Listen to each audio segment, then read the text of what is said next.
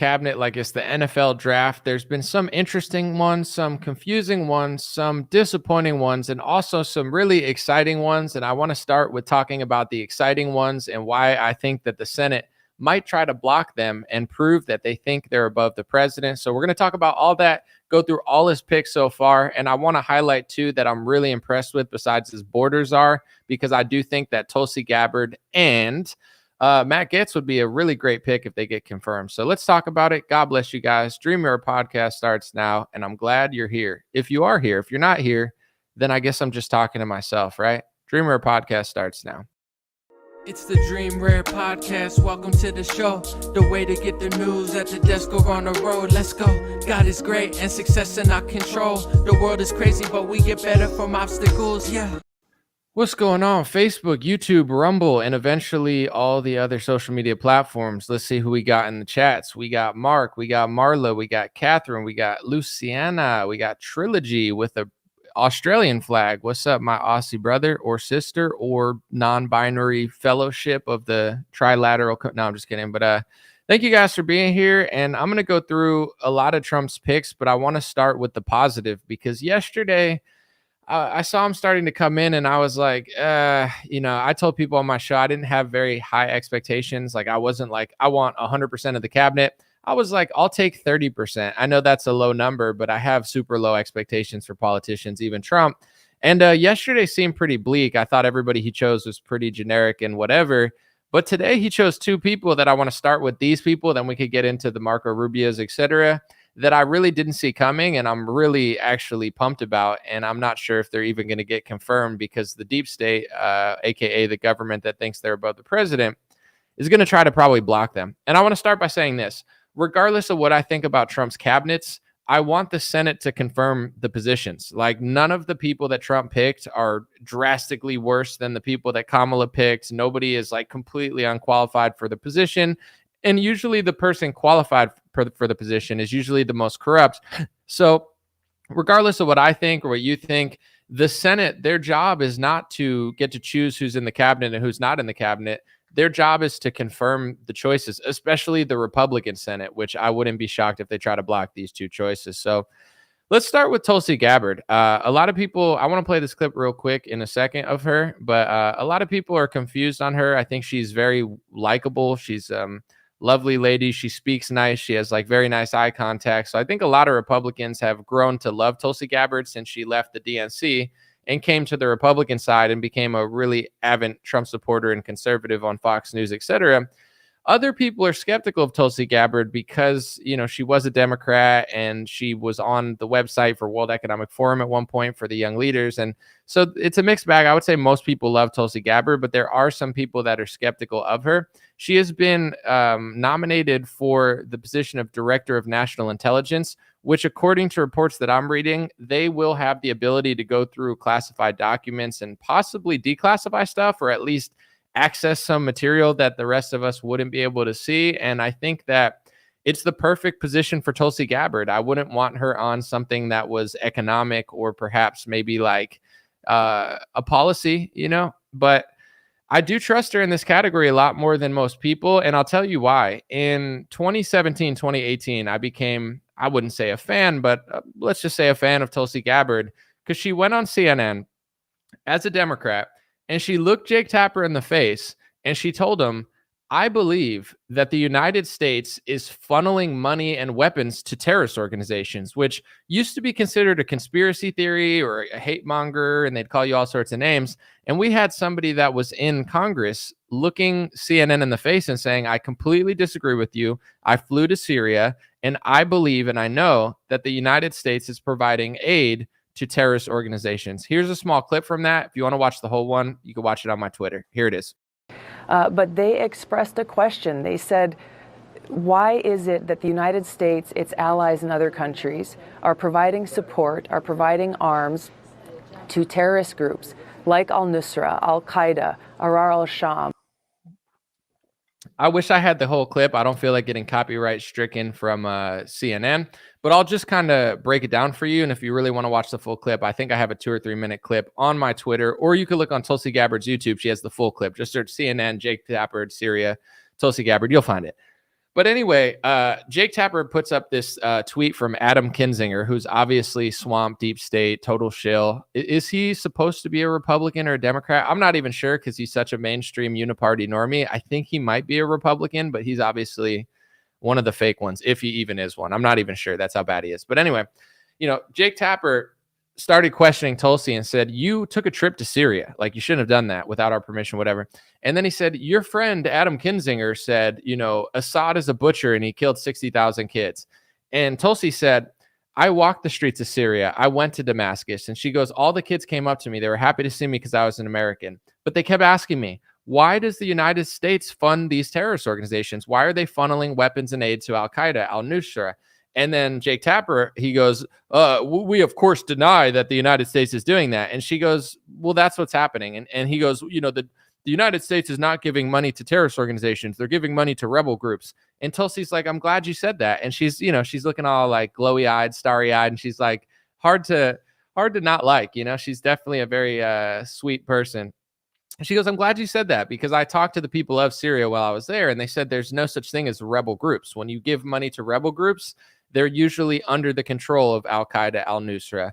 And this is something that before even Trump and Hillary and Bernie and all that sort of stuff, I kind of thought this in my own head due to my research. I didn't just make it up, but I thought that the United States was, working with a lot of terrorist organizations that they claim to fight. And that in 2012, 2013, you sound like a psychopath saying that. People think you hate America. They say you don't like George Bush or whatever. And it's like, it never was even close to mainstream, let alone even on the internet, it wasn't popular. So when I was following politics like I am now and doing what I'm doing now, I did a report in 2017 or 2018 where I was like, oh my gosh, Tulsi Gabbard, she's one of the realest people in Congress. Like, she went on CNN and told them to their face that the United States is funneling aid to terrorist organizations. And one thing that Donald Trump deserves credit for, and probably how he connected with Tulsi Gabbard at some point, Trump cut $1 billion funding program to the CIA in Syria. And Trump always brags about how ISIS just got taken out and Trump took out ISIS in a year. Do you want, I mean, I don't know if I'm supposed to say this, but I say that every episode now because I don't think I'm supposed to be saying any of this stuff, but I just keep doing it. Isn't that interesting? I think the reason Trump was able to defeat ISIS is because he tried. And once you try, it's not that hard because the United States is either funding organizations aligned with them to some extent, or the United States isn't really trying to crush them, and they're using terrorist organizations as proxies to fight wars or be a middleman of some sort. So when Trump went into Syria, regardless of what people think of his foreign policy and he's too hawkish and blah, blah, blah, sure, okay. But go look up the report. Go research what I said. $1 billion CIA program in Syria, cut. All of a sudden, ISIS loses their stronghold and they get relegated to one small area of Syria. And Syria, a lot of the massacre stopped. Donald Trump deserves credit for that. Tulsi Gabbard was not only one of the only Democrats talking about it, but no Republicans would even talk about what she was talking about. So if you watch that full clip, I knew from that moment, Tulsi Gabbard is a real one.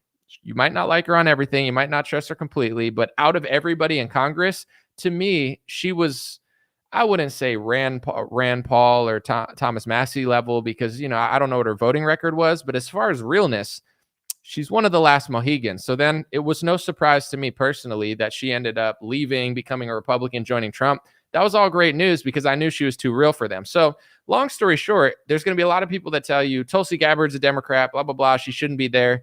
Trump didn't hire her to run the economy. Trump didn't hire her to run, like healthcare.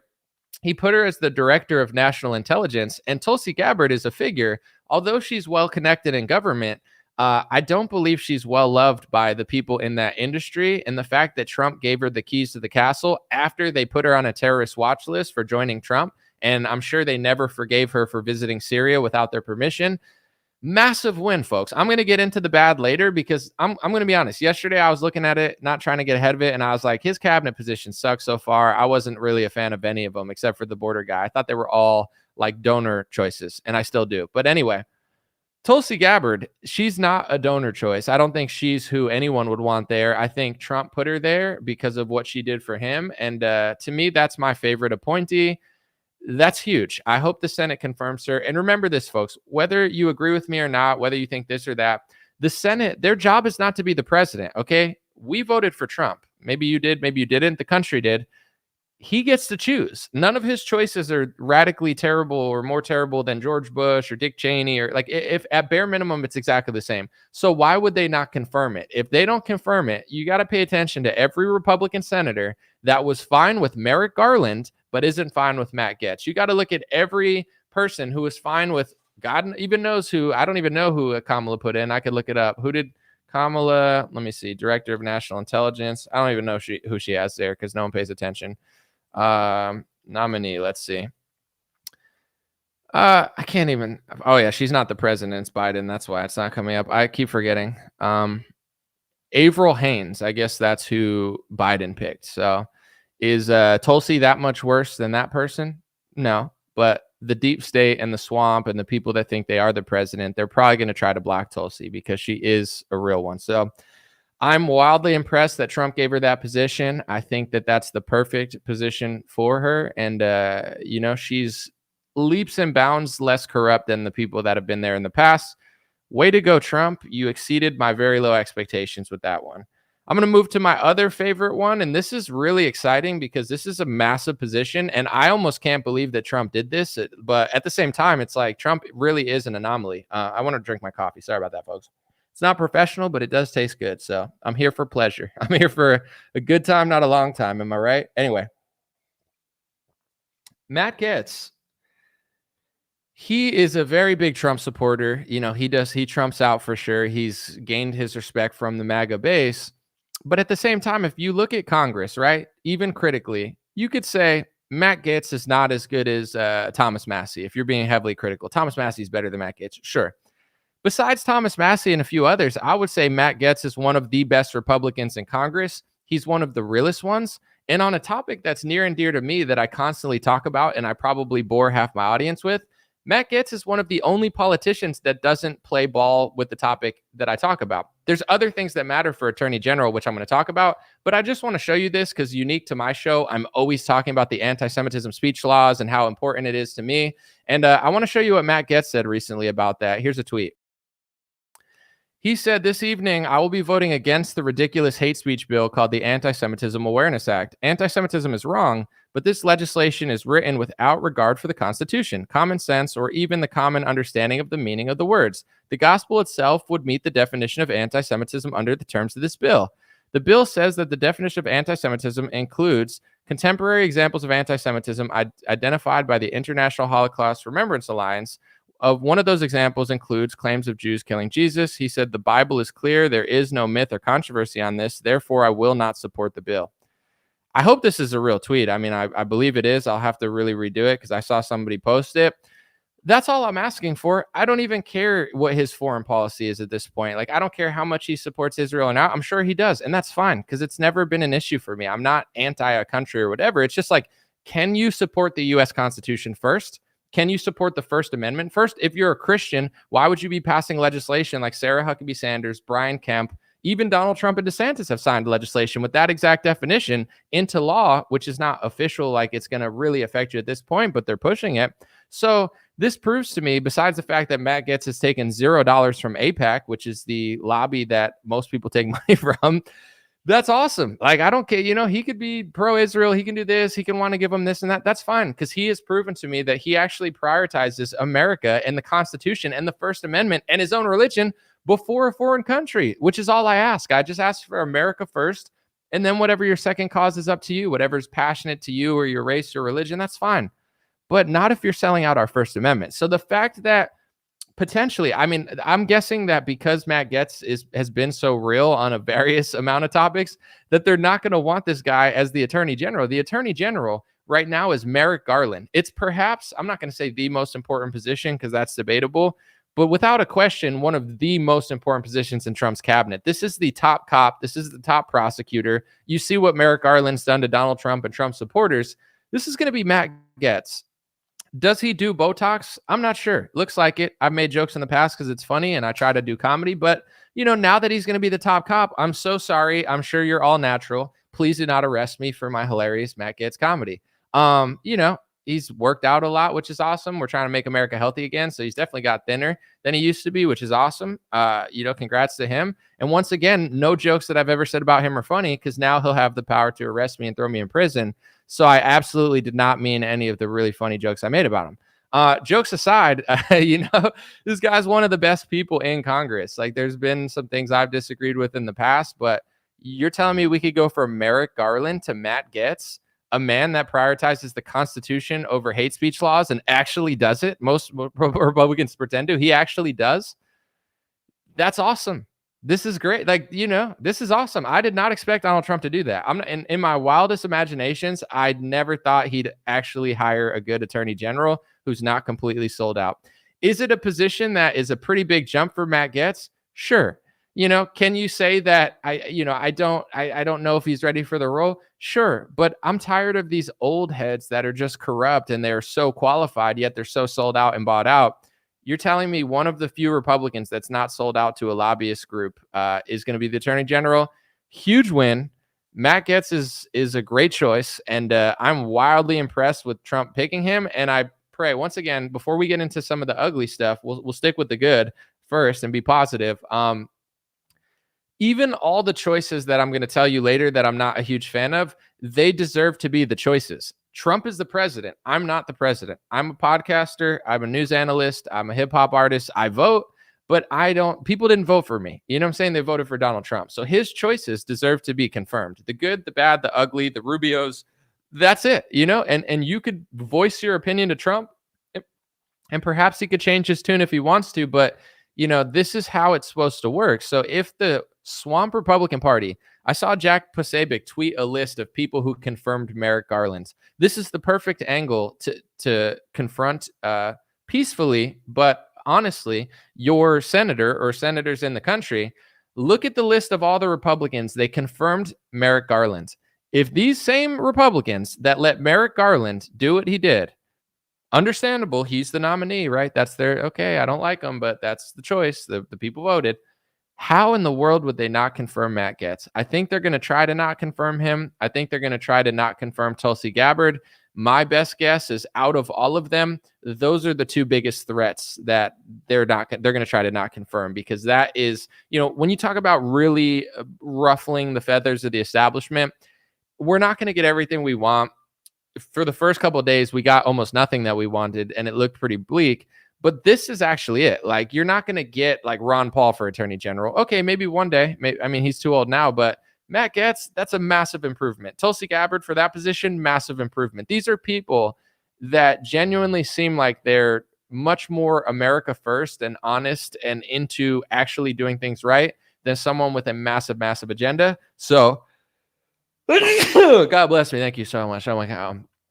We got to make sure they get through. If this stupid Senate doesn't confirm them, every single Republican that confirmed Merrick Garland and didn't confirm them needs to be voted out. And that's easy ad to run. Maybe Elon Musk will help, or somebody that's rich that knows what they're doing is bad.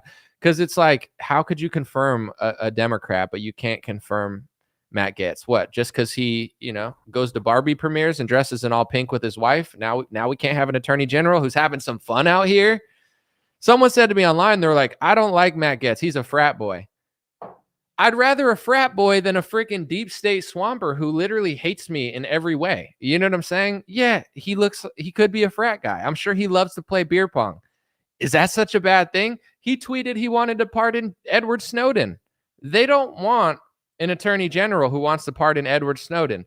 Yeah, he dresses in all pink with his wife. Yeah, he goes to premieres. He may or may not have had Botox. He lost a lot of weight. Good for him. He looks 10 years younger, and his face looks closer to his face than it's ever looked. And that's okay.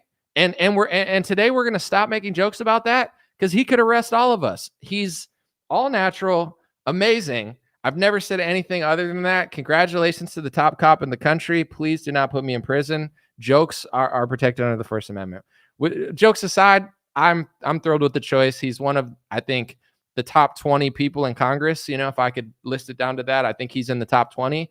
And the difference between him and Merrick Garland is hard to even fathom. And even the most like black-pilled person Come on, guys. That's pretty awesome. I was kind of annoyed yesterday. I'm not going to lie. I was like, wow, he's just picking all everybody whose donors wants, blah, blah, blah, blah, blah. Oh, Anomaly's mad again. Everybody's crying.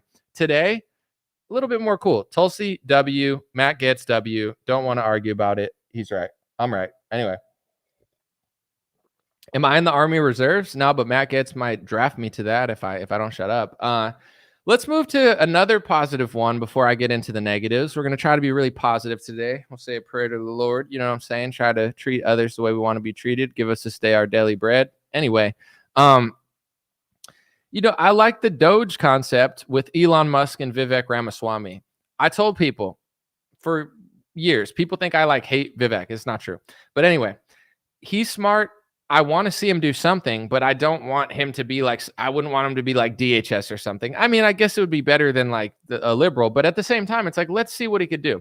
This is the perfect way to see what he could do. Put Elon Musk and him, very high IQ people, into Department of Government Efficiency, where they get to look into the government and try to cut costs.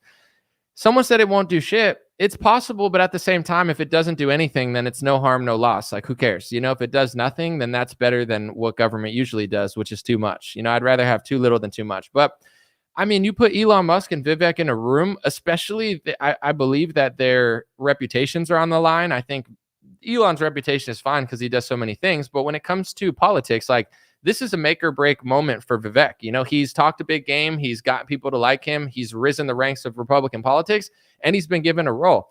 I think he'll do great. As much as I've had my disagreements with Vivek, I don't see this being a position where it seems pretty straightforward. And I think that, they should be able to do a good job, and they should be able to do something and provide, reasoning for it. One thing that I do like about Vivek and Elon is they are way more transparent than most people. So if you do disagree with what they're doing, you could voice your opinion about it and you'll know what they're doing. Other politicians, you don't even know what they're doing. It's they could be funding sex changes for orangutans in Japan, and you don't even know your taxpayer dollars are going there because they put it in an omnibus bill and nobody even can trace it because I didn't even know who the DNI was because no one cares about Kamala or Biden. I remember reading the name Avril Haines. I thought that was a CIA person. I think at one point they were. But in general, it's now there's a little more transparency. So I like that pick. It'll be an interesting experiment to see if they can get rid of stuff in the government. I'm literally not mad at it at all. And I'm happy for Elon and Vivek. I think that's a great role. The next one that I'm kind of on the fence about is a Fox News guy for what's his position? I think I got to look it up. Pete Hegseth. Let's see. He was nominated for defense. Sorry, I'll find it in a second. Defense secretary. It seems like he had a heavy past where he was kind of a neocon and he was like a Lindsey Graham. And according to a lot of people, he had an awakening similar to Tucker Carlson, et cetera, and others. And I don't watch Fox News enough. Probably people who watch Fox are more familiar with him. There's some parts of him that I'm a little sussed out by, but at the end of the day, I didn't expect to get everything I wanted. So he seems definitely more pro-America than a Democrat. And I saw one video that liberals were posting. They were like, look, he said that women shouldn't be in combat. And I was like, it makes sense to me. We're not saying women are bad, but it's say America had to choose the top 100 warriors to fight Russia for, one-on-one. Every one of them would be a man. You know what I'm saying? It's choose your best 100 basketball players, your best 100 this, your best 100 that. They would all be men. It doesn't mean women are bad. It's just the reality of physical combat. Men are stronger than women. Men beat women on average. Obviously, there's some women that could beat the crap out of you. But if you're going to choose your top 100 soldiers, it's going to be a man. So he said that, and liberals were posting it I can't believe he said that. And I'm like, oh, okay. Now I kind of like this guy. That's definitely something that I could relate to. With that being said, we'll see what he does. Trump has a foreign policy. Trump knows what he wants to do. And I think that he's hiring people that he thinks will play ball with him. I truly believe that there's certain things that Trump is going to have to do for his donors because he took so much money. That's whether people want to admit it or not. That's true. And you could see that with a lot of his choices. Elise Stefanik, donor's dream. Rubio, donor's dream. Pete, he's on the fence, kind of a donor's dream, kind of a wild card, but they're not really that threatened by him. And Lee Zeldin, Donor's Dream. There were a lot of people that Trump picked early that I'm pretty sure that the donors are not threatened by and the deep state's not threatened by. But at the same time, I think that Trump he's not a leader that doesn't know what he wants to do with foreign policy. Like most people in politics, they go into it and they just are like empty vessels. It's just like, I'm just talking, Dick Cheney or whoever's behind me, like, you do everything. With Trump, he knows what he's doing. He has a plan, and he is the ultimate executive person. Like, for instance, I don't think very many people in his administration wanted him to cut $1 million CIA or $1 billion, $1 billion CIA program in Syria. I don't think that was in the books. Like, hey, let's cut funding to this, but Trump did it, like he had the power to do it, and he did it. His first term, there's a lot of things that he did do. There's a lot of things that he didn't do. I do think that he knows how it works now. And with these choices, like, it is what it is. They're not my favorite. Marco Rubio, Trump once said that he was the Adelson family's perfect little puppet. Then Trump took money from the Adelson family. Now, all of a sudden, he likes Marco Rubio. I don't think that's a coincidence. I think the donors picked that one, as does everybody that knows what's going on. However, Rubio, Pompeo, I don't see him as really any different than Mike Pompeo. I think most of the base is not thrilled with it, but, I guess this is what I have to say. And this isn't an excuse. It's just the reality. I didn't expect Trump to pick 100% amazing cabinet. I don't believe in QAnon. I don't, I'm not, no offense, but like, I'm not like Trump's going to save my world. I'm like, he's going to be better than Kamala. He's going to fix the border. He's going to do better for the country in domestic ways. Hopefully he can, ramp down the wars. And if he puts a good person at FDA and HHS, then I'll be wildly thrilled. So my expectation, I told people like 30%. My expectation for Trump was low. I wasn't saying 100% good cabinet or else I'm mad. I knew he wasn't even going to give me 50% of a cabinet. If you want me to be completely honest, he's already exceeded my very low expectations. I never thought he'd put Matt Gaetz at Attorney General. That I think it's going to get hard to be confirmed, and then we'll know how it really works. Tulsi Gabbard, I like where he put her. I thought that was a good choice. The Elon Vivek one, I think those are in the right roles. I think that's interesting. If he can deliver on HHS and FDA, if he can take the Health Human Services and the Food and Drug Administration out of the hands of the big pharmaceutical industry, big pharma, for those who are slow or those who don't know, it's not that medicine's bad. They always try to frame it as you hate medicine and it's all bad. I'm not saying all medicine's bad, but the pharmaceutical industry, the pesticide industry, they basically collaborated. I think Monsanto got swallowed up by like Bayer.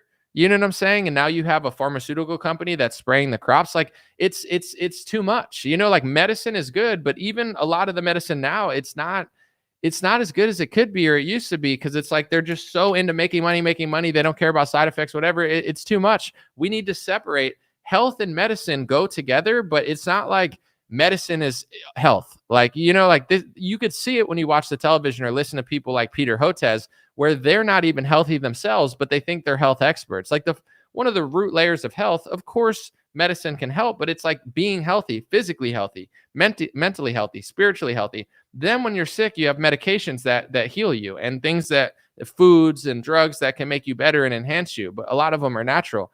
With that being said, we don't get that now. Our country's obese. Our country has all these chronic diseases. They're just jacking little babies up with vaccines all the time. And then they call you a conspiracy theorist. So I don't want to get into it all because I could rant about that for 2 hours. Make America Healthy Again was a huge part of Trump's platform. I haven't seen him announce the HHS and FDA.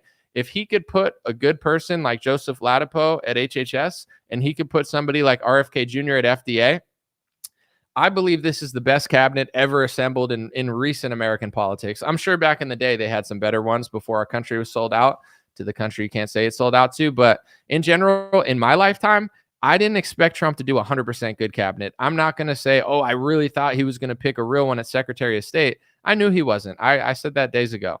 Not making excuses, but like I wasn't demanding that he does 100% of what I want. I just want at least 30%. I didn't think he'd put in Tulsi at that position. I didn't think he'd put a good attorney general. If he can deliver on FDA and HHS, no one has put a cabinet this good in my lifetime. And this is a stepping stone.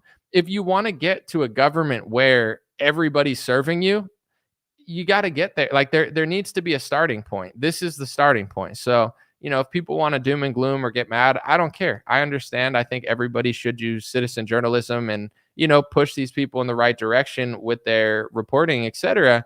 However, it's like, I wasn't expecting 100%. And if you were, I don't know what to tell you. Like, if that was your thought process, then someone lied to you, because there was never going to be 100% a good cabinet. It's not an excuse for the bad people, but it's like the shift has to start somewhere. And if we can confirm these choices and, start pushing in that direction, start identifying who the really bad senators are and replacing them with better senators, then we're onto something.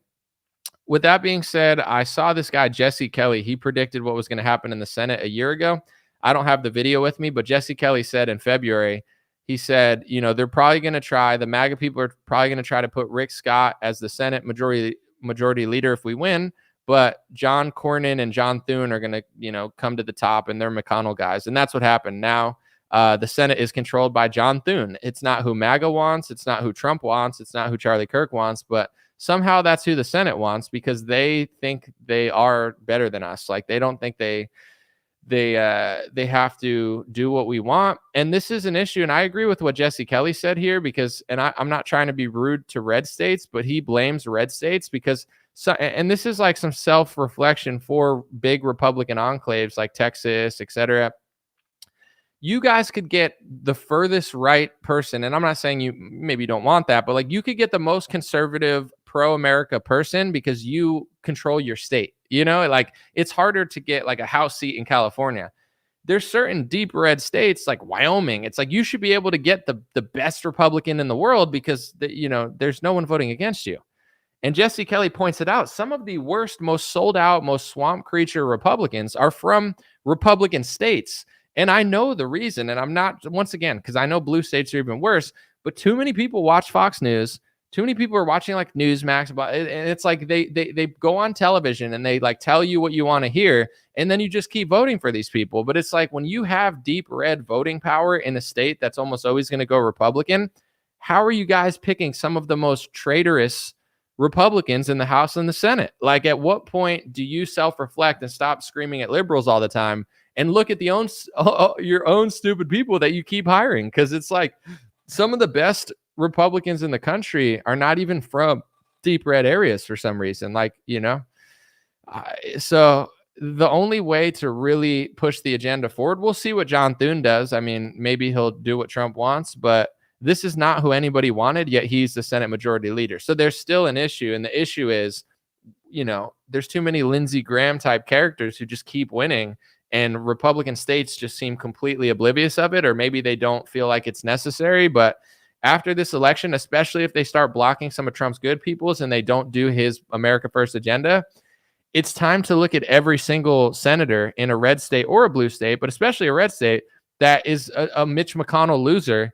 And it's time to get somebody younger and more America First that isn't sold out to the donors to run against them, because we vote these people in, and now the voters want something that the Senate doesn't want. And there's a disconnect because they truly think they don't have to, because they're always winning against the left. That's why I always criticize the Republicans so much. It's not because I'm a Democrat or I voted for Kamala. It's because that's the next step. We win the election, but then we have to win internally in our party. So almost all of the Senate is garbage. Like, most of them suck, or at least half of them suck. And it's time to start really looking at who rejects Trump's good ideas and tries to keep the deep state agenda there, and then find somebody to run against them. And now, like, regardless of what you think of Elon Musk, we have people like that with like an open piggy bank that probably will fund more pro-America people. Like, I understand people don't trust Elon Musk. I understand people think he has ulterior motives, and I think that's okay. I'm not asking you to trust Elon Musk, but out of all the big donors in politics now, he seems like the only one who actually gives a shit about America. Like, he doesn't, as weird as he could be, like, he seems like the realest one. Like, he actually believes in the First Amendment.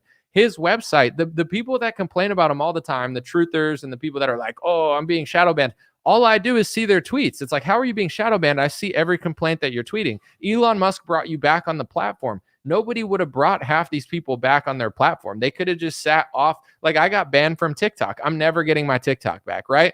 If TikTok brought me back, that would be awesome, but they're not going to.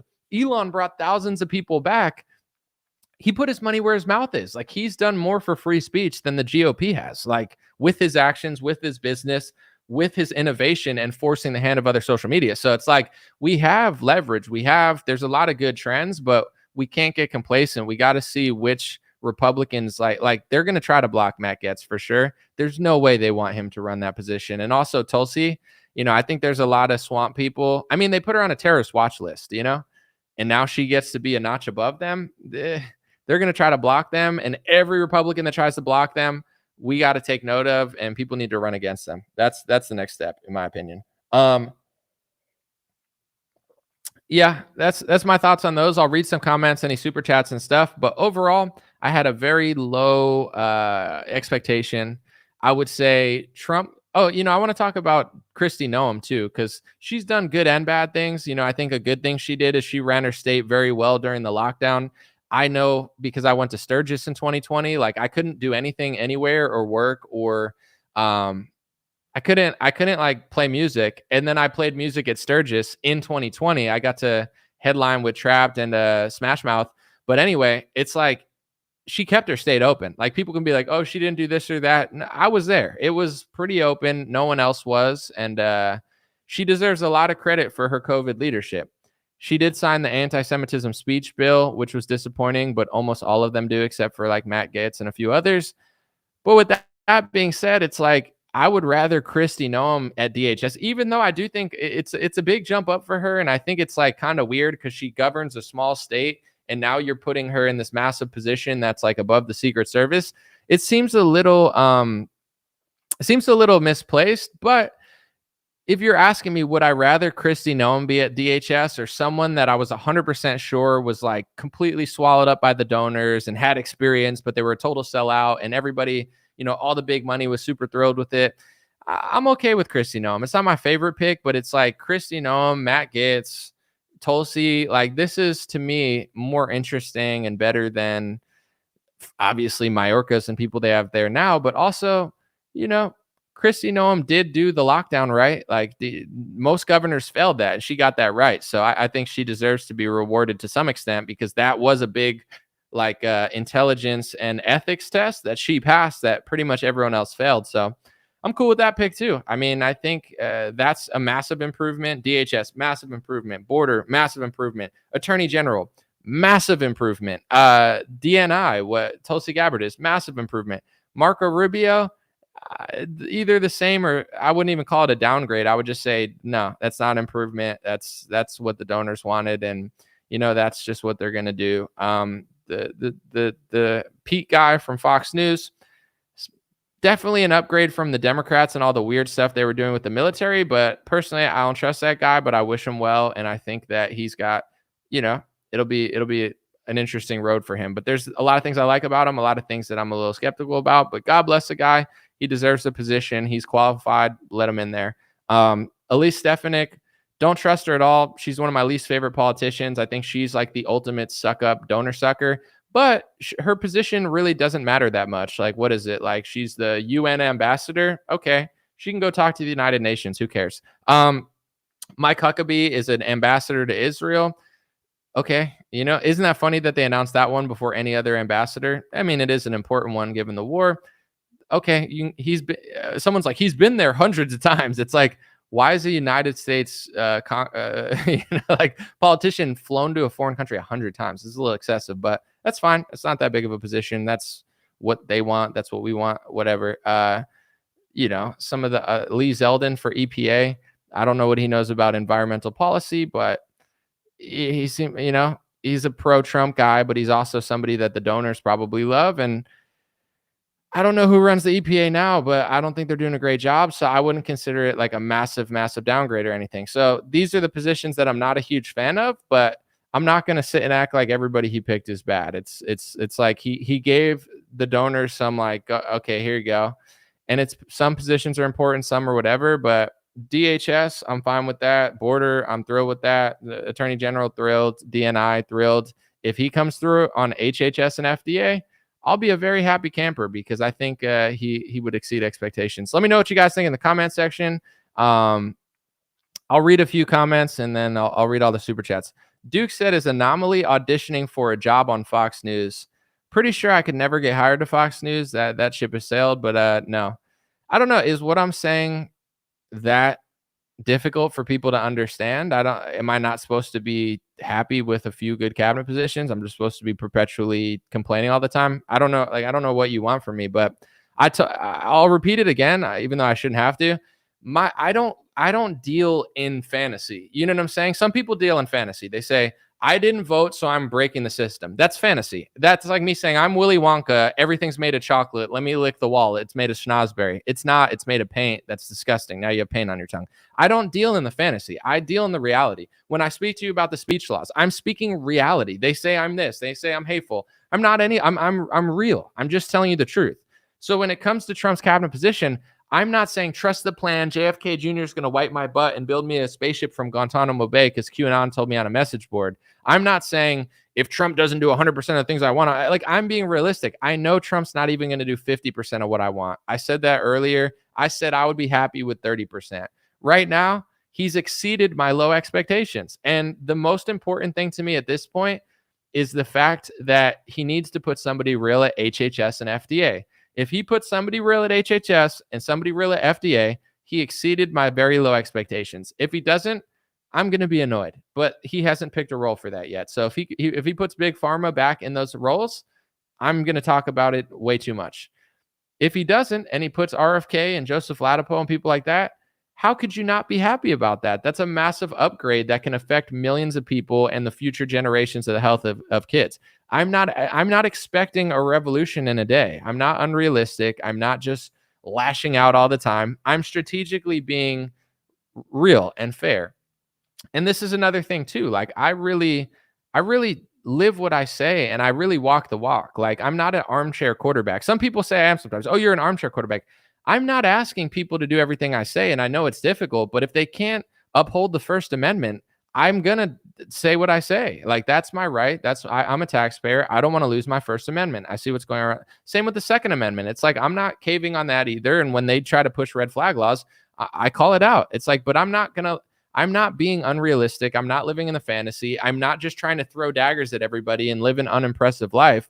I'm trying to walk the walk, but at the same time, not cave and not fold. I'm never going to cave to special interests or donors or anything. I'm always going to speak the truth. But at the same time, people got to understand that there's certain games being played where it's like, if I compliment a few things and I'm disappointed in a few ways, how is that me trying to be like Fox News? Like, it doesn't even make sense. Like, so, but this is what I've learned too, is, you know, we have a specific audience here and I'm very grateful. You know, I attract a certain crowd, but some people come and go. People that are your biggest fans can be like your biggest haters in a week because you said one thing they disagree with. People like that, you're never going to like me long term. You know, the people that like me long term, they listen, they understand what I'm saying, and then we keep it moving. But the people that it's like, you're my biggest fan for 2 years, and then I say I like a few of his positions and I dislike a few of his positions, and then you call me Fox News, it's like, I'm being honest. You're not being honest. Like, I don't sound like Fox News, but at the same time, I don't watch Fox News. So I highly doubt that they dislike the cabinet positions I dislike. I bet they're thrilled with the cabinet positions that I don't like. $5 super chat. Someone said, I just discovered you and your message is next level. Thank you. Someone said that he said the Goyim are waking up. Hey, dude, you're lucky Matt Gaetz is going to be attorney general, because if not, you know, that's a hate speech felony in 19 different countries. So I'm just kidding. But thank you for the $5 super chat. Yeah, I mean, another thing that I'll say too is, like, yesterday, Ben Shapiro was really happy. And, like, you know, like, he was like, yes, this is the greatest cabinet ever. And I was like, uh-oh.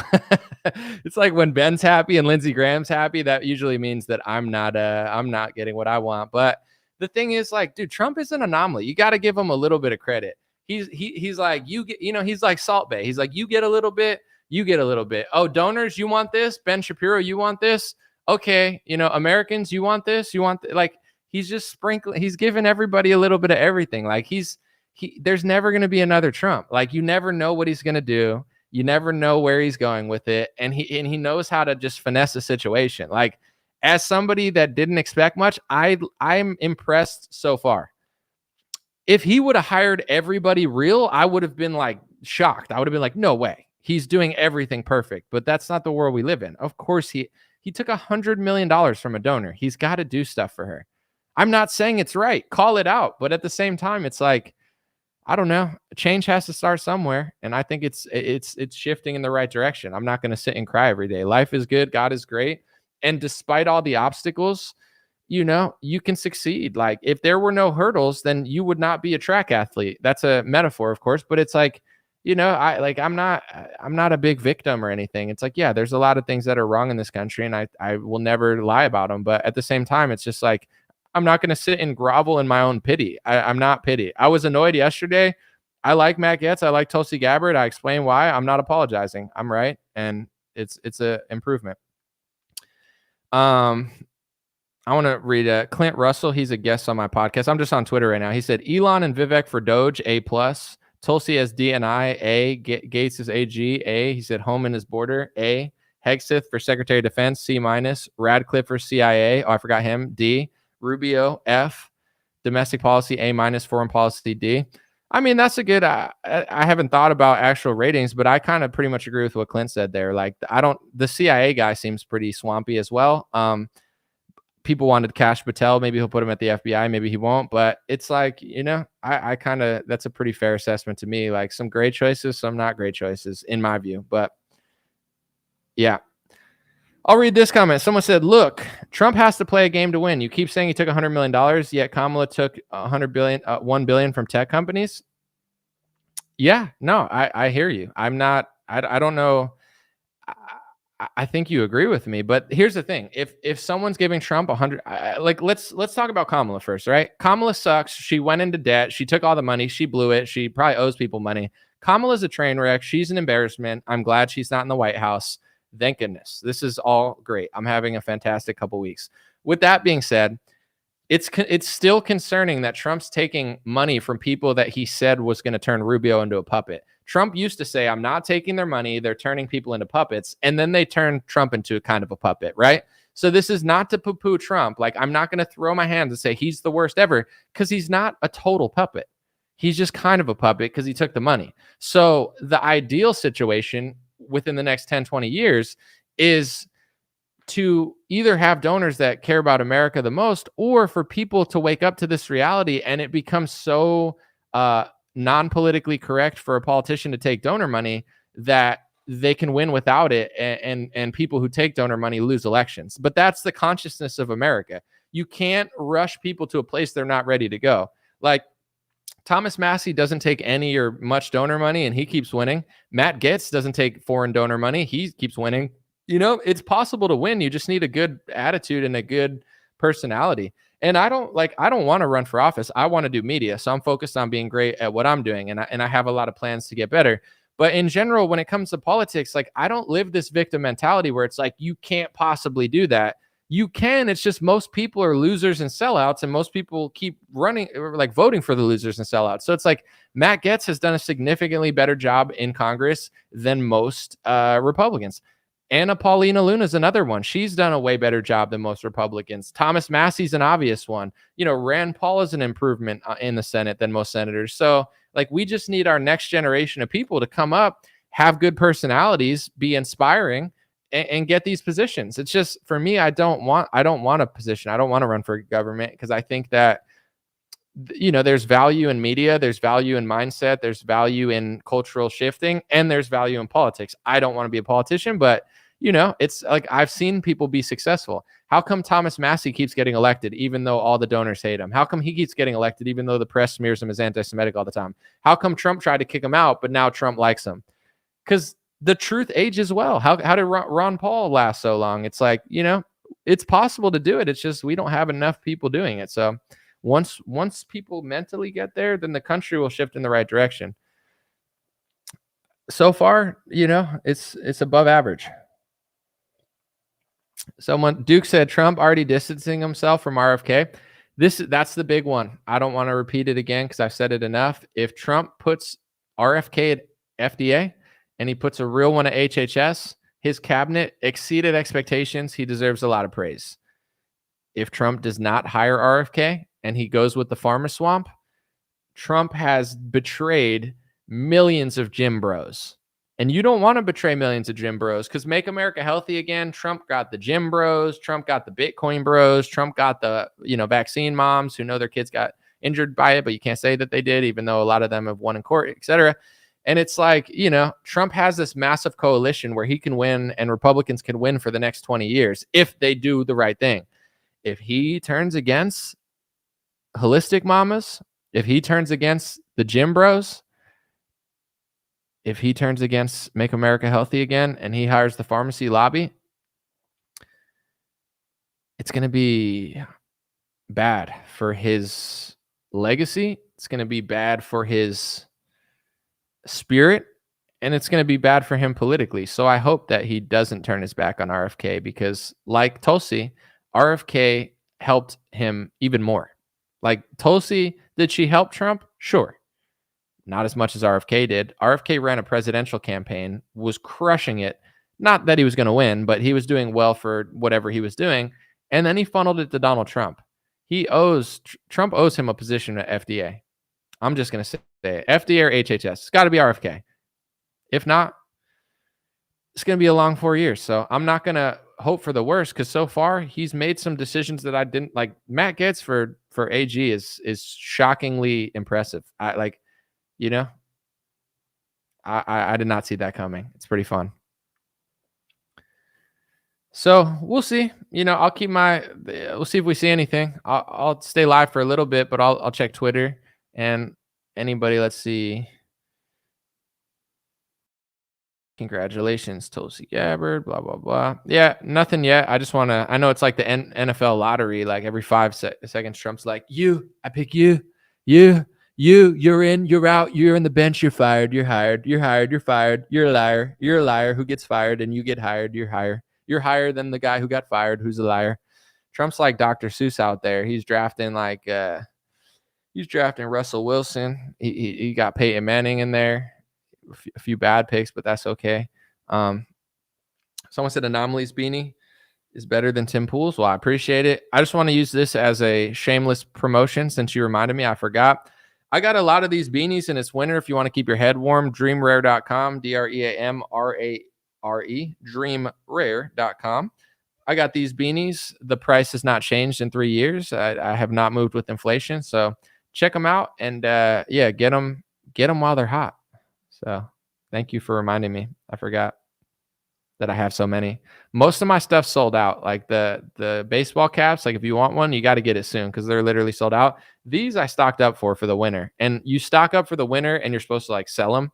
I just totally I slipped my mind the last like 3 weeks to even try to sell my hats. But yeah, you can buy those. Dreamrare.com. Someone said, is Matt Gaetz going to get in front of Congress committees and say, I can't answer that question, is what I want to see? It's going to be interesting. I mean, the vibe shift is so obvious. And also it's like with Kamala, they say democracy dies in darkness at the Washington Post. Everything about her is dark. And I'm not being like racial. I know now there's going to be journalists that say that, but like, it's like a dark cloud. Like everybody she hires, everything she does, it's just like a dark cloud over the country. Merrick Garland, Sneaky McSneakersteen, at the other position or whatever his name is, like running the border. And it's just like, like everything just sucks. Everything's lame. And also like nothing matters because there's no hope that she's going to do the right thing of people that know. So it's like, whatever. Trump gets in, it's like top tier news where it's like, I'm not asking people to like treat it like the Wheel of Fortune and just not pay attention, but now everything matters. Now you're going to watch who they're confirming at the Senate. Now there's interesting people in there who actually might say something real. Like the culture is shifted in the right direction. And this government is going to be way more transparent. It's better to do journalism against Trump that's valid than it is to just talk about Kamala all the time because it's not going anywhere. It's like she doesn't care. They have completely different mindsets than you. They're not pretending to be on your side. They don't care. They're never going to listen. I'm not saying to not do journalism, but it's just like they don't care. With Trump, more transparency, more energy, more people on your side, more of a chance of getting through to him. Like everything's just better about it. So I'm still excited, even though some of the picks were a little sus. Someone said, bro, Trump does have a dark cloud over him. Come on now. He's definitely way more bright energy, but there's a long way to go. It's just like I don't what's your solution? If you're so mad at mine, what do you think you should do? Be upset? I don't know. Someone said only white fluffy clouds over Trump. I mean, obviously there's going to be moments, but I just like the vibe shift to me, I can feel it. But I'm a very spiritual person. Someone said the Dream Rare snowsuit was kind of hot when I went for a jog in Phoenix on a hot August afternoon. I don't know where you bought a Dream Rare one-piece snowsuit, but it wasn't for me because I don't have that at dreamrare.com. We have other stuff there, but not a one-piece snowsuit. So I don't know who sold you that. JC Gee said Anomaly's running the Trump apology psyop now. I never apologized. I have nothing to apologize for. I'm not sorry for anything I ever said about him. I'm not sorry for any reporting I did about him. I'm like, there's no apology. There's nothing to apologize for. It's just I'm reporting now what's going on. Some people are not going to get it because they say your vibe attracts your tribe, and some people they want somebody that's more angry or thinks differently than me, and that's okay. But I have a multi-part strategy. There's a time and a place to criticize. There's a time and a place to call stuff out, and then I also believe in voting, and I think that the Republicans are going to do a better job. Even with his border and a few of his positions, he's already done better than Kamala. Like his administration is going to do better. When it comes to foreign policy and the uniparty strangle on it, that this is something that will be addressed, and I will keep talking about it, as will everybody. But it's like I'm not going to just sit and doom and gloom. So if that's what you want to hear, I'm sure there's someone who can provide that for you. But I guess when I do analysis, it's like this is good, this is bad, this is what I like, this is not. It's not like everything doesn't matter. Okay, then stop watching the show. Go listen to somebody that like why if nothing matters and you can't possibly change it, why would you even watch political shows and why would you even type? Like, if I believed that I didn't matter, nothing mattered, I had no power whatsoever, my show would end tomorrow and I would just stop doing it because I would do something I enjoy in this life and that I could provide value. Maybe I'd start a store somewhere. Maybe I would do some sort of fulfilling job in person where I could interact with people. But I believe that I can make a difference and I believe that we can make a difference. But I believe that it's incremental and I believe that certain things take certain times. Like there's certain messages I said in 2019 that people weren't ready to hear until 2024. And I wish I was upset at the time, but it's like as an older and wiser person, I can only do so much. And then I have to enjoy my life. So that's what I'm doing. I'm never caving. I'm never apologizing unless I'm actually sorry. And I'm not going to stop saying the truth. Like people are like, oh, remember when you said, I'll still say exactly what I said then because I mean it.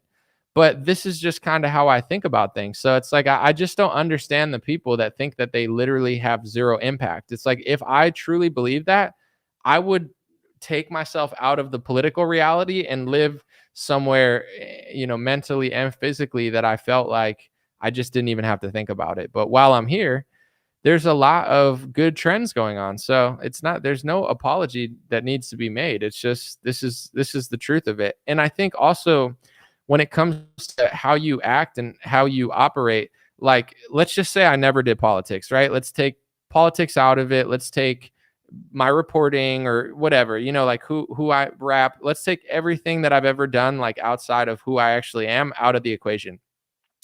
I'm a specific person. Like I've been a certain person since high school. Like I remember when I dated this girl in high school, she told me, one thing I like, this is like random, I never thought about this for a long time, but my girlfriend in high school, she said, what I like about you is like, I could bring you to a party or I could bring you somewhere and you're a very likable person. Like people like you, and you can get along with other people. So where it's like certain people, they're just not outgoing or, they're very like harsh and like they just rub people the wrong way.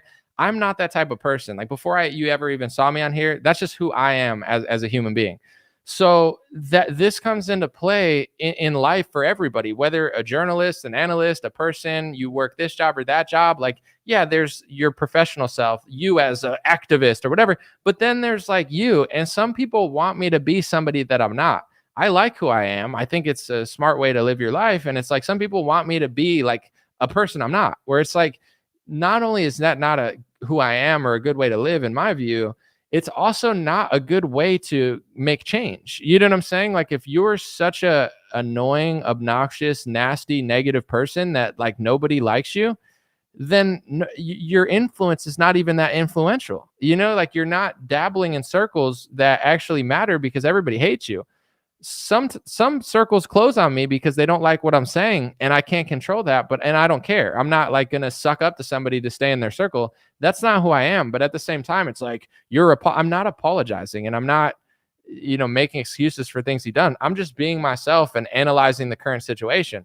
I don't see it the way other people see it. I see both sides of the equation. I see the positive, and I see the establishment, and the donors controlling certain things that they always do. So I'm just saying exactly what I think. That's what I think. When it comes to the Senate, people need to pay attention because the Senate is trying to do their own thing outside of Trump. And that's only going to change when Republicans internally look at that and start voting better people in. But, I don't.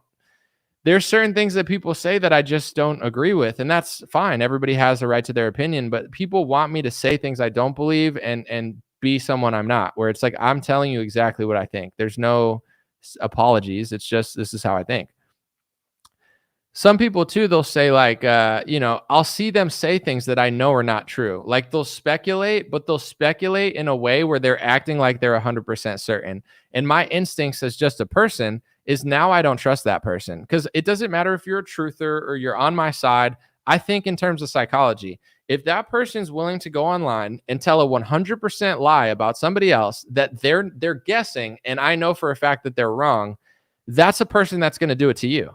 It's like if you have a friend who's constantly stabbing all their other friends in the back, and then you get stabbed in the back a year later, and you're like, I didn't expect that. She owed, 5 different people $1,000, but I really thought she was going to pay me back. That's called being like a naive person. You're supposed to learn from who people are and how they treat others. So, I see certain people that like someone would say, oh, they're more pure than you and they're a better activist or whatever. And I analyze it as like, I just don't trust that person. Yes, they're very honest on a lot of topics and they speak a lot of truth and they do really good journalism. But I also see that person has an overinflated ego and they're willing to 100% lie about someone and act confident and act like it's righteous to lie.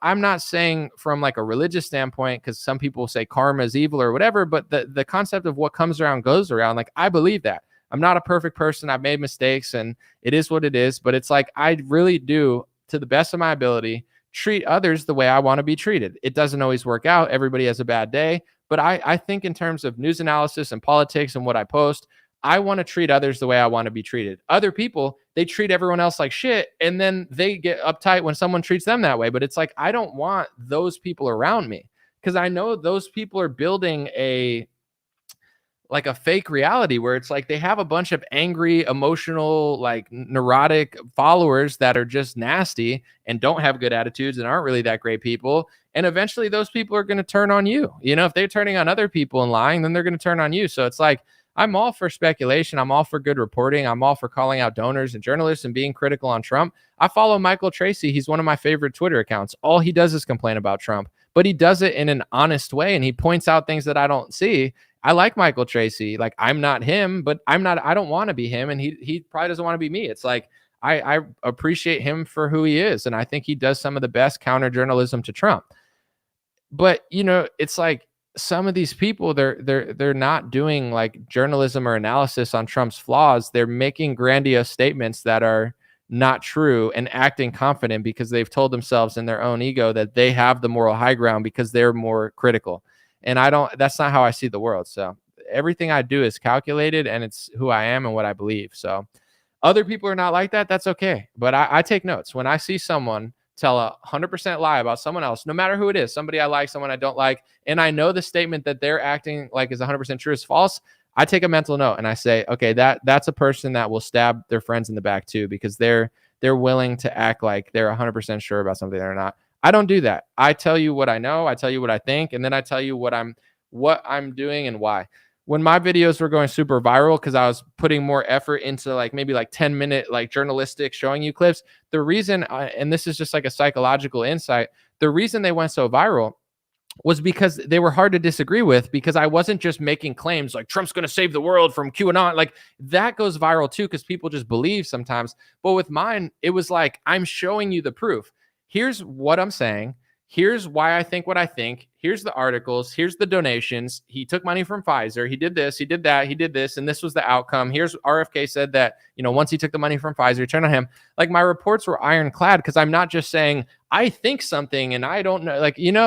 Everyone thinks things. Everybody makes claims that they can't prove. I don't make claims I can't prove. I show you the path of how I got there. And that's why I'm there. I have feelings and emotions and thoughts too, but I don't like lash out at somebody and just say something because and I'm seeing that. I don't want to talk about it because I think it's boring to some people, but I don't care if people don't agree with what I'm saying. But I've had diehard fans of mine literally say he's just trying to get a job with Candace Owens. That's 100% false. Listen, I like Candace. I've had her on the show multiple times. I've talked to her 5-6 years ago when her first video went viral because I really liked it. And, I've talked to Candace multiple times. Like, she's been on my show. With that being said, and although I support her work and whatever she does, like, I don't think it would be a good fit for me. And she's never asked me to be on her show. She's never asked me to be like work for her. I don't want to work for her. And it's nothing against her or anything. It's just like, I don't think it's a good fit. But with that being said, it's like, someone's out there that used to be a diehard fan of mine is saying, you're a grifter, you're a liar. I know you just want a job with Candace. I don't want a job with Candace. I'm not taking a job with Candace. She's never offered me a job. It's never even been in the cards or anything. And then this person calls themselves a truther. And the reason they hate me is because they think that they're so much more honest than me when they're literally pathologically lying about me of something that they have no clue what they're talking about. And obviously I know because I live my life. I don't treat other people like that. I don't make claims of who they are when I don't even know what I'm talking about. Like, you understand what I'm saying? So it's like, these are the people that someone said I got paid by Trump because I said I was voting for him. Trump didn't pay me. Trump has never spoken to me. No one in the Trump campaign reached out to me. No one even asked me politely to endorse him or make a video. Like, no one cares about me in the Trump campaign. Nobody credible that works for him or controls anything. Like, it's nothing to do with money or even flattery. There's been nothing offered to me. I just made an intelligent decision to say I'm voting all Trump and Republican, just like I did in 2020 and 2022, because strategically, that's how I think makes sense. I don't care if people disagree with that, but the point that I'm making, I know it's a little boring and drawn out, but I think it matters. I don't care that you don't agree with me, but if your logic is I have to make up a provable lie that's not even true in order to be a truther, then maybe it's an ego and narcissism and like sociopath and mental illness thing that you have going on, because it's not the truth. Like, you could say I suck for endorsing Trump, but why do you have to make up a lie that's not true? He didn't pay me. Like, that's 100% not true. You can't prove it. You just think that, but you're thinking wrong. So if you're thinking wrong and you're smearing me, maybe you're just a piece of shit. Maybe you're a garbage person. Maybe you're mentally ill. Maybe you're so beaten down and like depressed that you're just like lashing out at people that you used to love in a way that's completely demonic and evil. Like, did you ever think of that? Because I think about everything I say and the way I act and treat everybody. There's some politicians I'm never going to like. There's some politicians that I think are destroying America. And I'll call it out and I'll say it every time, but I still try to treat others the way I want to be treated and make sure if I'm talking about them that I'm being honorable and accurate and doing it with grace. Other people that don't do that, I can't relate. So, that's a lot of people. They act that way. And I'm never going to be that person. So, I'm responsible for what I say and think and do. And so are you. But if you have to make up a provable, made up belief of yours about me that's not true, then maybe it's time for some self-reflection. Someone said, I doubt it. A lot of influencers made money smearing Trump. There's money in everything, but even the people that like say like Republicans that didn't like Trump or whatever, like, I don't know who was getting paid for it. Maybe DeSantis was paying some influencers or something. Like, I'm not saying it's out of the books, but like, I don't, I think everybody just says that all the time when they don't like what someone says, but it's like, if you could prove it, like, I think Babylon Bee was contracted to the DeSantis and people found that out and they like pushed it out there. Look, like DeSantis took money from that's true. Like, that is interesting. You know what I'm saying? Like, they said, well, he just wanted us to write speeches and this or that. And they have every right to take money from him to write speeches. But if you're trying to be a conservative satire company and you're taking money from one political candidate, like, people have a right to know that and not like that. I don't do that though. People just say that I do to try to justify what I'm doing, but I get it. Like, nobody trusts anybody and everything's weird. So I get why people say certain things. I don't, certain people had donors who paid for them. Certain people run a business and they're trying to please their shareholders. Like there's definitely some of that going on. All I would say is just if you're going to talk about it, just be accurate. If you're accurate, you have nothing to worry about. If you're exaggerating or lying on the pursuit of truth, then it's just not the truth. Like, the truth is the truth. So have I seen Line in the Sand? I have not. Is that James O'Keefe's documentary? And is it good? I was invited to the premiere, but I wasn't in the area. I was traveling, so I didn't see it. But let me know if you think it's good or not.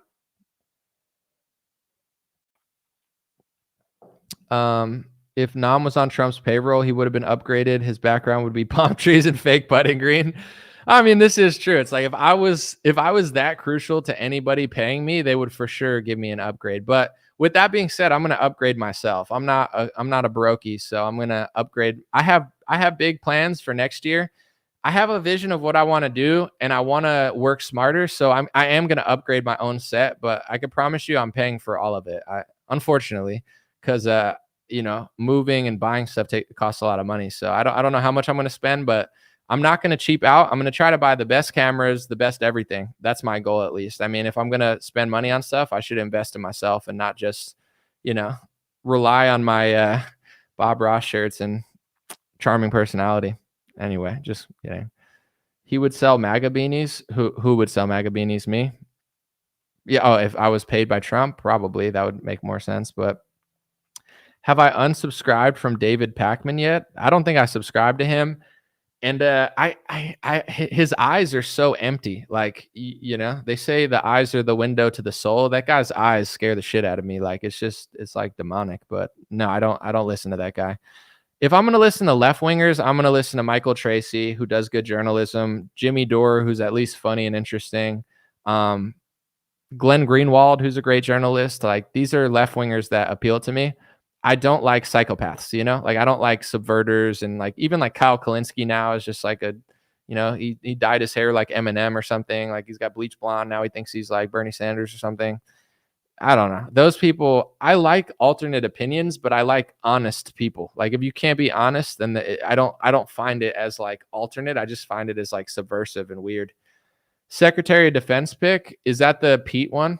I think I just talked about that, right? Secretary of Defense Trump. Is that the Pete hat? I'm on the fence about it. I think there's some cool things. There's some not cool things. We'll see. We'll see. I wouldn't say I'm not as happy as like Ben Shapiro is about it, but at the same time, see what he can do. I've seen some good things. I've seen some sus things about him, but that's what they're gonna do. They're gonna do what they're gonna do, and it'll change when Americans want it to change or like look into it a little more. But we'll see. I do believe, I mean, you can say I'm naive, but I think Trump, I think he has a plan. I don't think he's some clueless person who's just hiring people. He has a plan and he's looking for people who agree with him. And I think that, the first year will tell you if he's able to de-escalate Palestine and Israel and Russia and Ukraine, then he has finessed a deal. This is not me apologizing for Trump, but this is one of the things that I think he's really impressive at.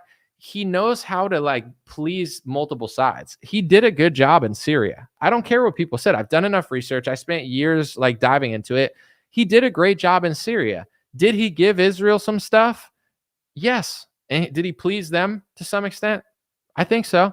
But did Syrians also like Trump? Yes, because he did stuff for them too. So it's like he is good at like taking everybody and giving everybody a little something. So I think I'm willing to give Trump a year and see what he could do. If he can de-escalate those wars, I mean, what can you really say? And if he doesn't, and if he really screws over the Middle East, then you could point to that.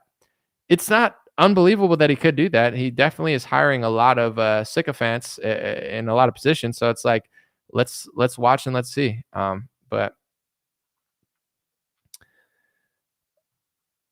someone said, trust the plan.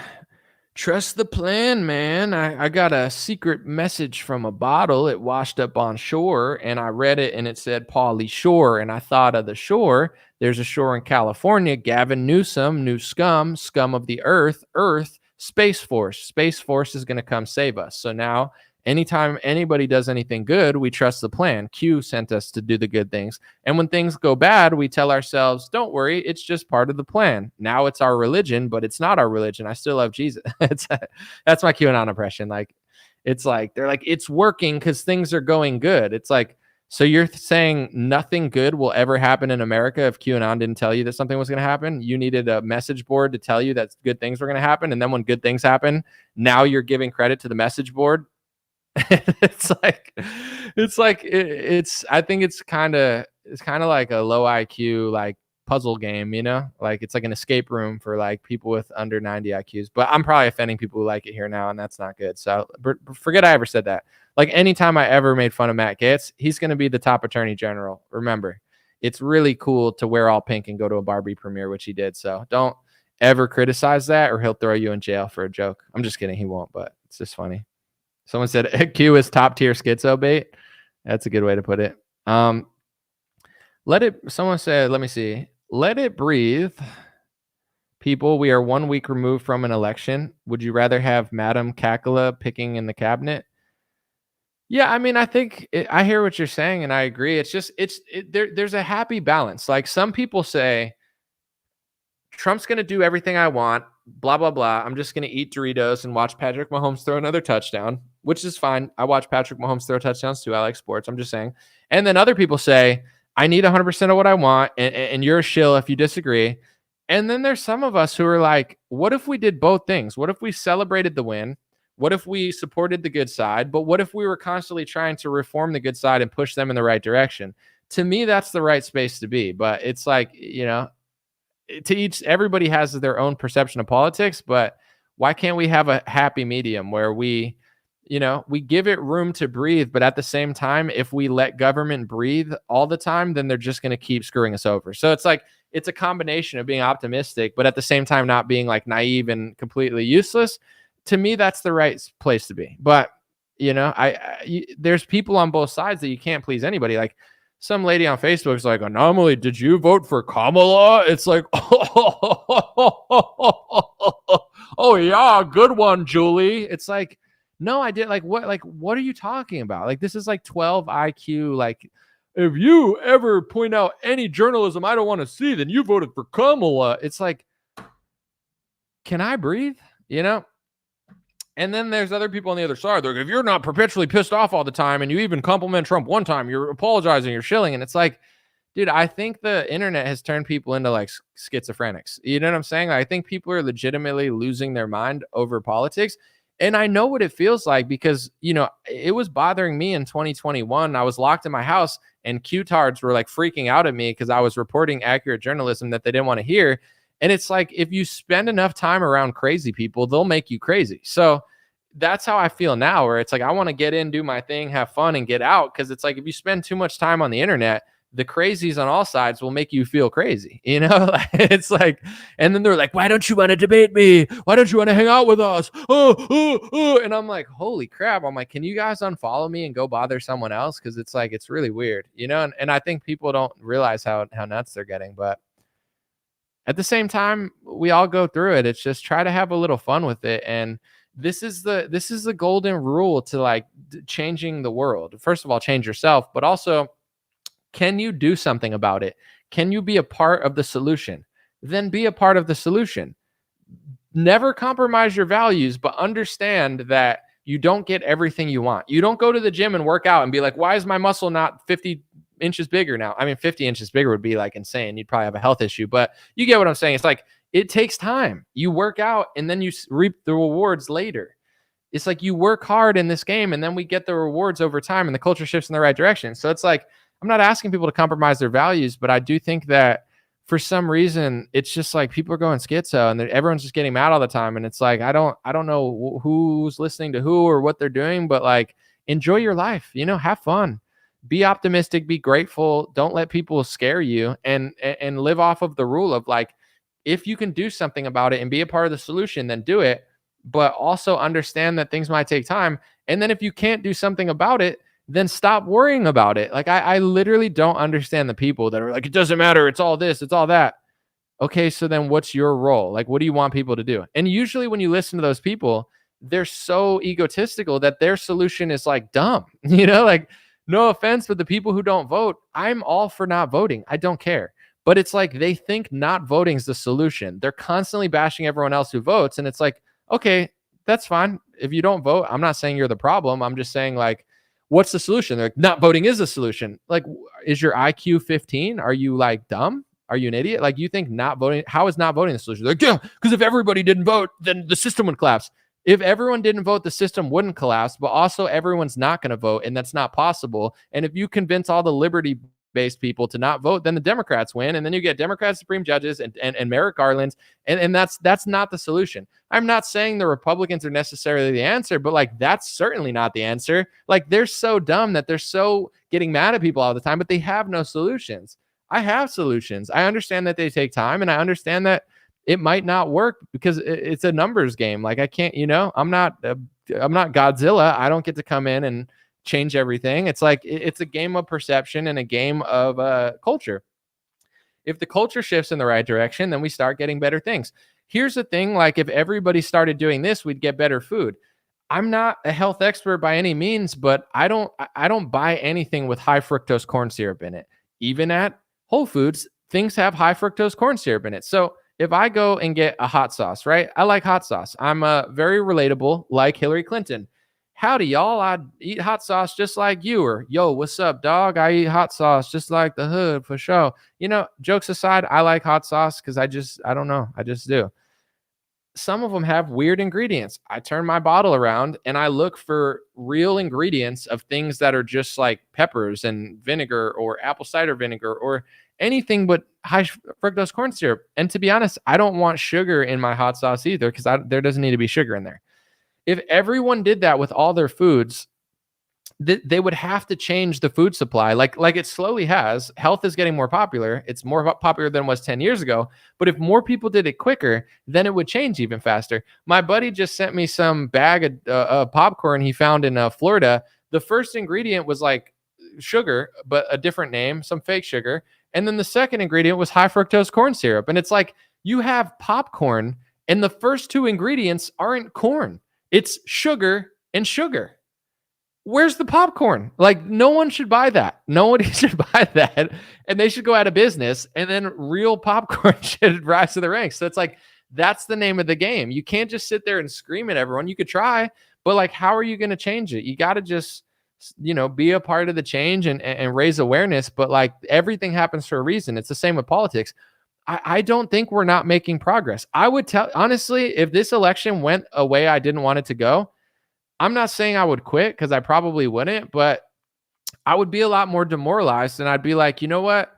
I don't know if I'm going to do this because I just don't see a point. So like I'm that type of person where I've gotten burnt out in the past, not from people not agreeing with me, but just like I didn't have a good work-life balance. So I was like, I don't know how much longer I'm going to do this. You know what I'm saying? And not like I'm a quitter, but it's like, do I want to do this for the next 5 years of my life? I don't know that I do. Now I'm feeling good, not just because the election, but I made some changes in my life and I feel great and healthy. But in general, it's like, say this election went the wrong way. I'm not going to sit and act like, oh, I'm so happy. I would be like, this sucks. America will be fine, I think. But at the same time, this sucks. Like we're losing the culture battle. We're losing the information battle. We're like, but that's not what happened. We're winning the information battle. We're winning the culture battle. Podcasts are destroying mainstream media. Everything's getting more authentic. Nothing's perfect, but it's all moving in the right direction. Media is moving in the right direction. The youth is moving in the right direction. Certain demographics, not all, but some of them are moving in the direction faster than I ever thought they would.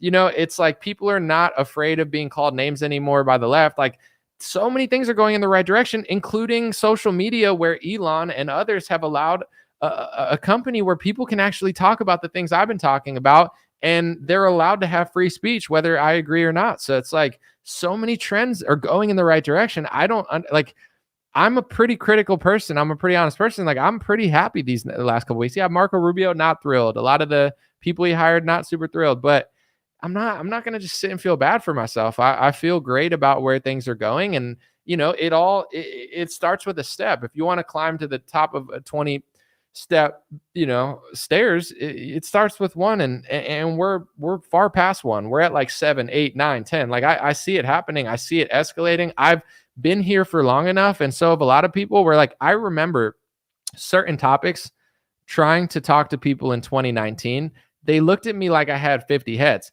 Let's take it back even further for people who were quote unquote truthers when they were young. Nobody liked me when I was not nobody liked me, but like in high school, I seemed like a conspiracy theorist. Like I talked about George Bush and 9/11, and like I didn't believe the warpath, and nobody agreed with me. Like I couldn't even find like 5 kids who agreed with me, let alone the adults thought I was crazy. So then it's like on YouTube, like conspiracy theories were like a far fringe thing that only like smart people or people who experienced with psychedelics wanted to listen to or something. And now look at how the internet is. I'm not saying everything's perfect and every conspiracy theory is right, but like the progress from when I was in high school to then to now, to culturally, to conservatively, to traditionally, to certain third rail topics that were completely banned from right-wing spheres in 2019. Now it's become a mainstream discussion. Now people who are on the other side of the argument that I'm talking about are getting ratioed on X every single second. Like, I'm not saying everybody who disagrees is right or I agree with them, but like this is what progress looks like. It's not always exactly how you want it, but I don't know. I feel great about everything. I've seen the progress. I've been here long enough to see that ideas that seemed fringe and crazy are now literally just becoming like obvious, So like I'm never going to complain as much as people want me to complain, but at the same time, whenever it's time to do a report on things that are not right, then I'm going to do the report. Like it's not like I quit and I'm just going to turn into like a pro-Trump page where I'm just like, everything he does is perfect. Trust the plan.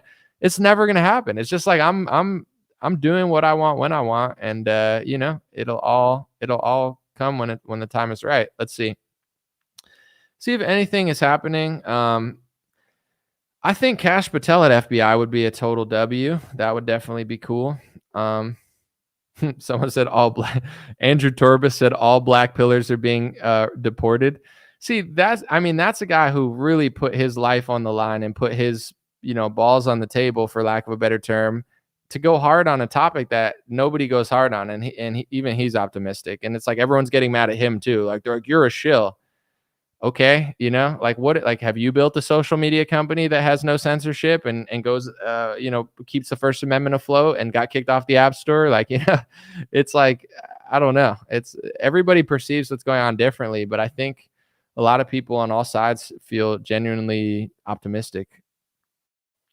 Someone said, I didn't want to get an iPhone. Finally, I got an iPhone 3 and my family thought I was nuts. Turned out I was right. iPhone 3, what is that? It's just like a block of soap or something, right? iPhone 3, I think, was a block of soap. iPhone 4 was like a brick. And then I think iPhone 5 was like an iPad or something, right? I'm just kidding.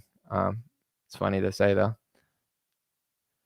Someone said, you're white-pilled. You just got your money from Peter Thiel. I mean, you probably didn't do that, but you're probably making a joke. Like, everyone happy got paid by him, which is not true, but it's okay. Thank you, Jojo. Appreciate you.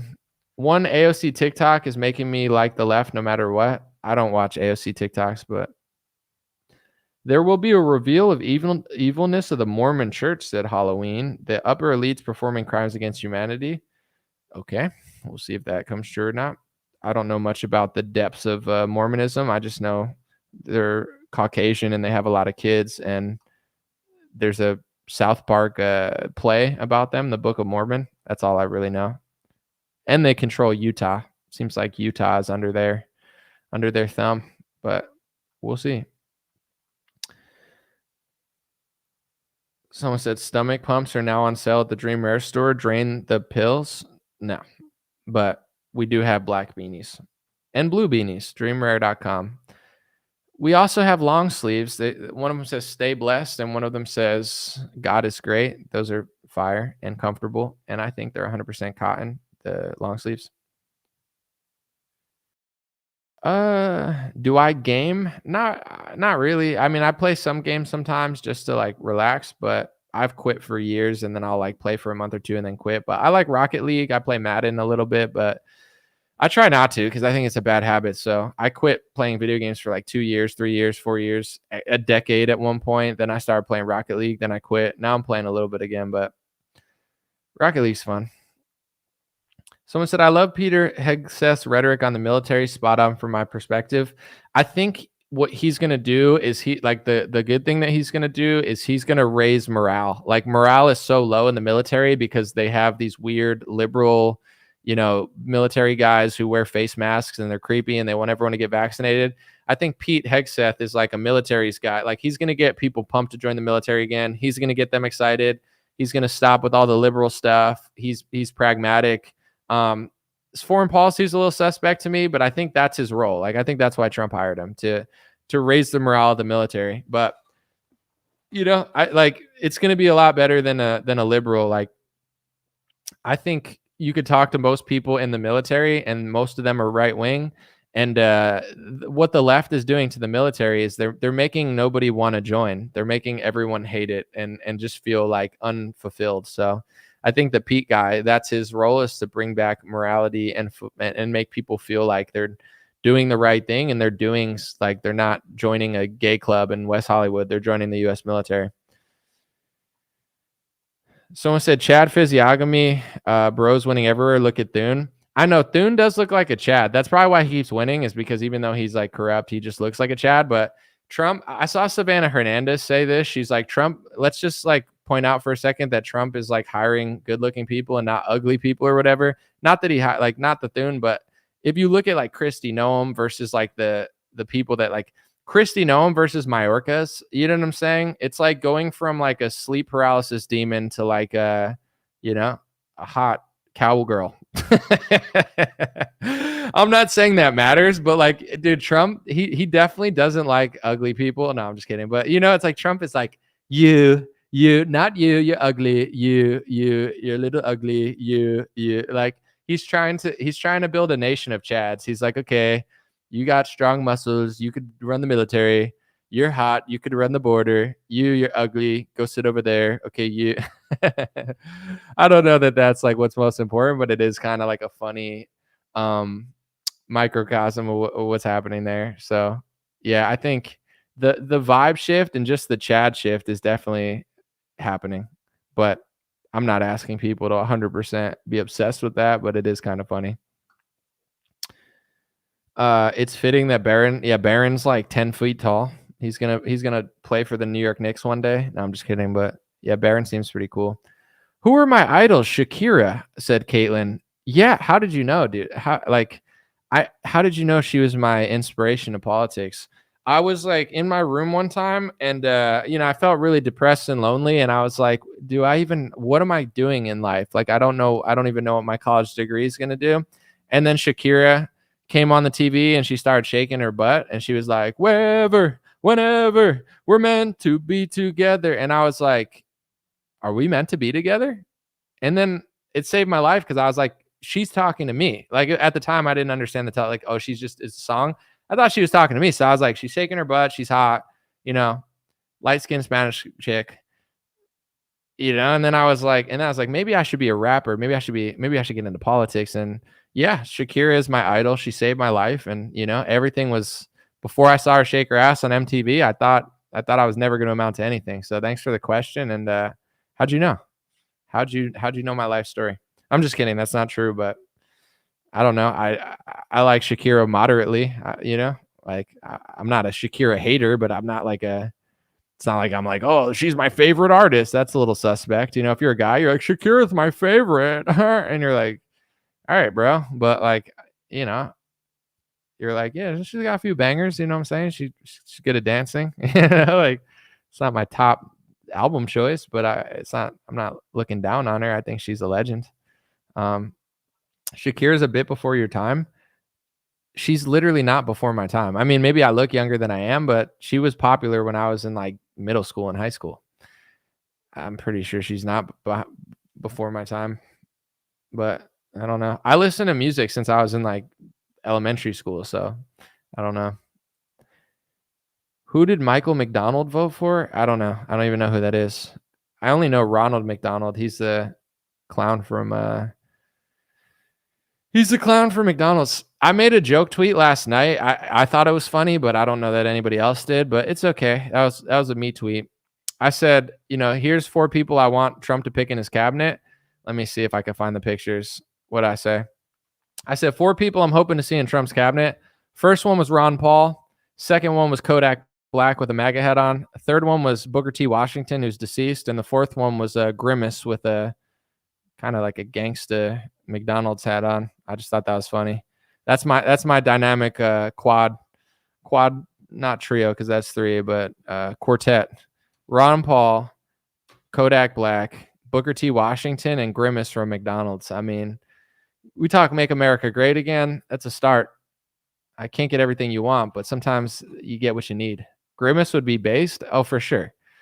Dude, he said some stuff on message boards before where I was like, bro, relax. You know what I'm saying? Your IP address is attached to that. I'm just kidding. I don't use message boards, and Grimace is not a real character. So if anybody's listening to that, Grimace, he's a fictional character for McDonald's. Slow your road. The Hamburglar, too sneaky for me. I think the Hamburglar is like deep state, I mean, you should know that by now. Believing in the Hamburglar is like believing in Mitch McConnell. That's like talking to someone. They're like, who's a really ethical Republican? And you're like, who? They're like, Lindsey Graham. And you're like, whoa. That's like trying to sell the Hamburglar to me. It's like, this person is brainwashed. I don't know who they're listening to, but you ever have a conversation with somebody like that where they like, I remember one time, like one of my neighbors was like, who's really going to do great things? And I was like, who? And he's like, Gavin Newsom. And I was like, I just like spit out my water. I didn't really spit out my water, but I was like, I mean, he is rising the ranks of the Democratic Party. And I think weirdly, he's their only hope for 2028 because everybody else there is like stupid and weird. And he's the only like sneaky-ish guy. But like, it's just like, who's really an ethical Republican? John Thune. You're like, what? I heard that on the Barry Weiss podcast and the Sam Harris podcast. It's a really moderate show with, 2 people who really just call it like they see it. And, Barry Weiss and Sam Harris, they told me that Tulsi Gabbard was a Russian toady and an Assad toady and a toadstool. And then it reminded me of Mario. And I thought to myself, well, I was never a fan of that toadstool anyway. And you're like, yeah, I'm busy. I have an appointment. I think it's like a dentist or doctor's, or it might be my car being fixed or like hot yoga or soccer, something. I don't know. I have something to do. I got to go, but something I have for sure to do. That's not this conversation. So I got to go, Sam Harris is like, I'm an intellectual. My mom controlled Golden Girls, so that means I'm an intellectual because mommy made a lot of money in the television industry. And I'm here to tell you that this Trump win, it's just really bad because I'm Sam Harris, and it's just crazy that the world is just going so far right, and now I'm gonna have a really intellectual conversation about the future of Israel with Ben Shapiro and Barry Weiss, and we're gonna have a really moderate discussion about how the right wing is just getting really crazy, and Tucker Carlson, it's just like, I can't really control him. So it really bothers me. And like, I'm a really smart guy because my mommy wrote the Golden Girls. So like, it's like, if I think things, then I say them on podcasts and I have a good microphone and I really lean into it with my, the bass in my voice. And, there will be people who think I'm really smart. And it's like, I am part of the intellectual deep web with Jordan Peterson and, Joe Rogan and such. I was part of that. Brett Weinstein, the Weinstein brothers. I mean, if you don't trust the Weinstein brothers, then what the heck are you thinking? And it's like, oh my gosh, you're like, people listen to this stuff. I know I don't have the best podcast in the world, but it's like, how does that podcast have more views than mine? Does it have more views than mine? I don't know. Hope not. Let's see.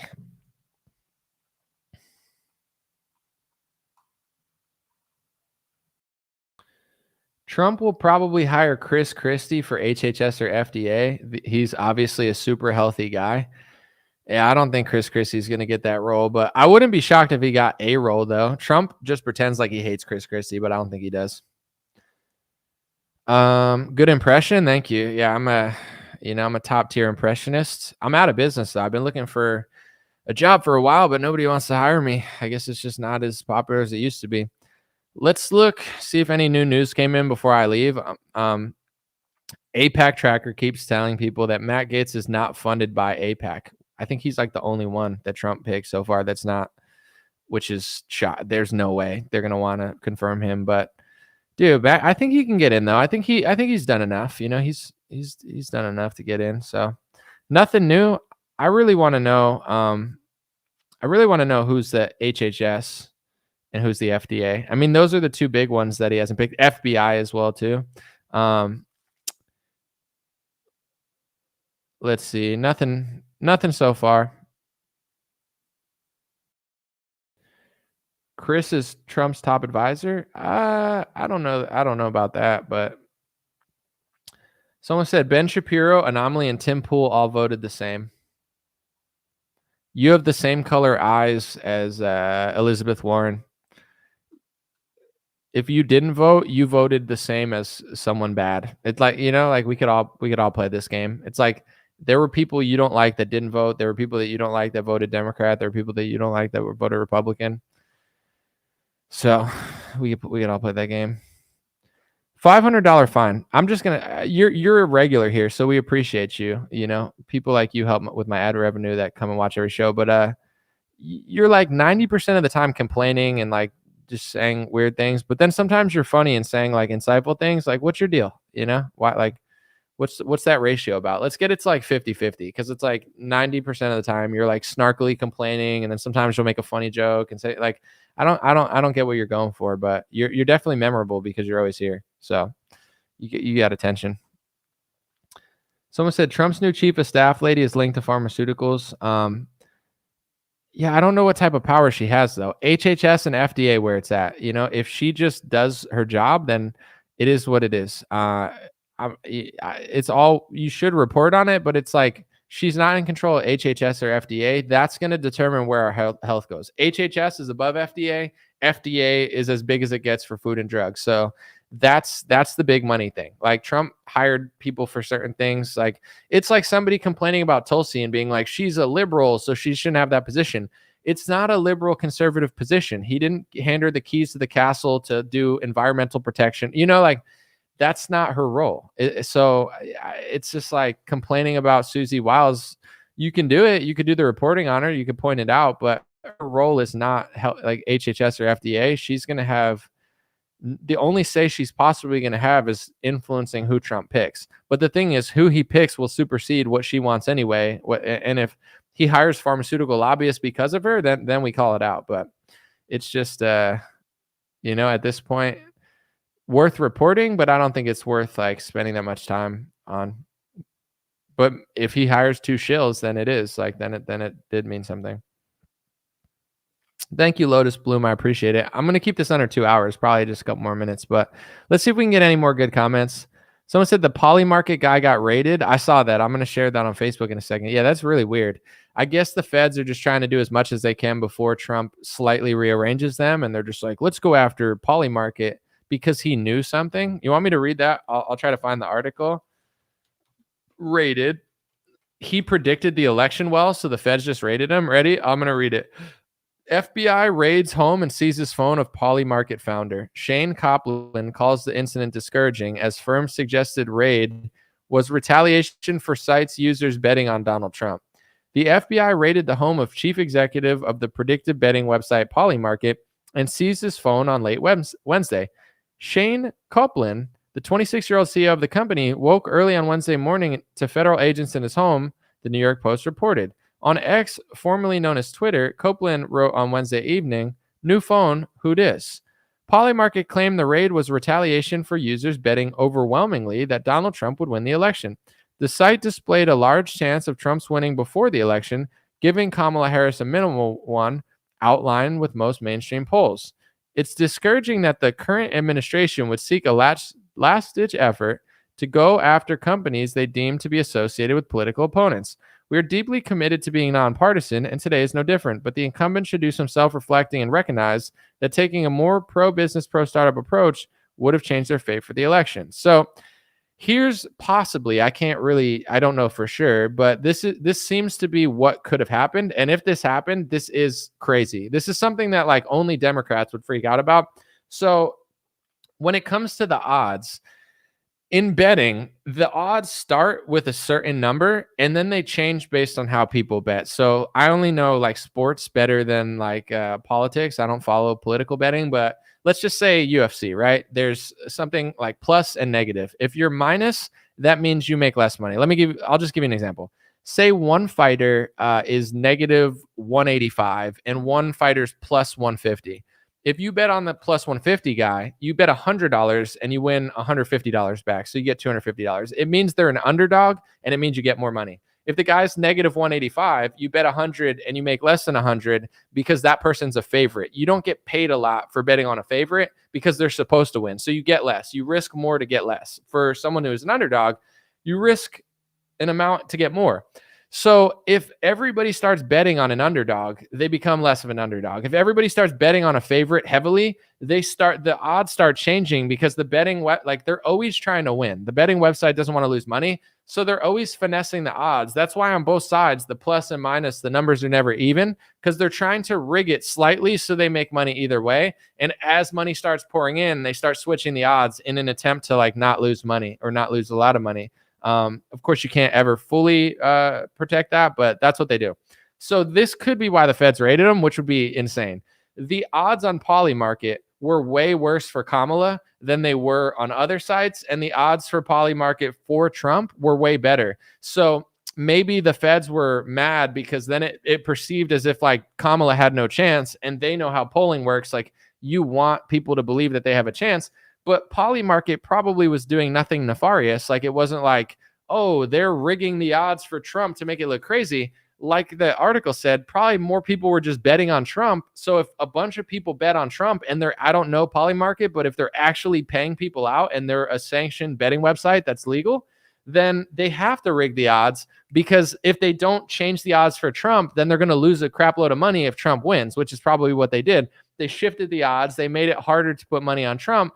And they made you get more for Kamala, hoping more money came in. So that's just a quick like analogy of or example and explanation of like why betting odds shift and they're not like polling, and they're not even like certain other websites. And I'm not sure if that's the exact reason, but if the feds actually raided this guy because they were mad at the perception because people were betting on Trump, I mean that's insane.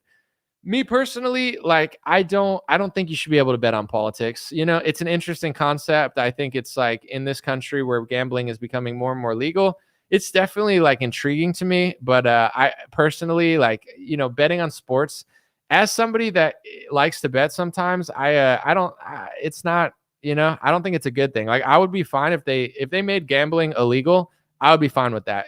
Gambling, sports gambling, I think it all could and should probably be illegal. Like, I don't think it needs to happen. But if they're going to allow sports betting in so many places, I don't think they should let political betting. Like, I don't know. It's just like now people need to bet on politics too. And now they're getting mad because the odds are changing. Like, what? Let's not bet on politics. I don't know. I think it's unnecessary. With that being said, too, there's a real consequence to sports betting because there's they do on certain like apps.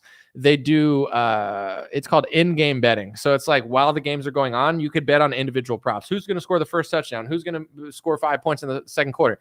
They've bet on so many things that more players are now cheating because they're collaborating with bettors. And I think they got some guy's brother. I think it was Michael Porter Jr.'s brother, but I have to check on it.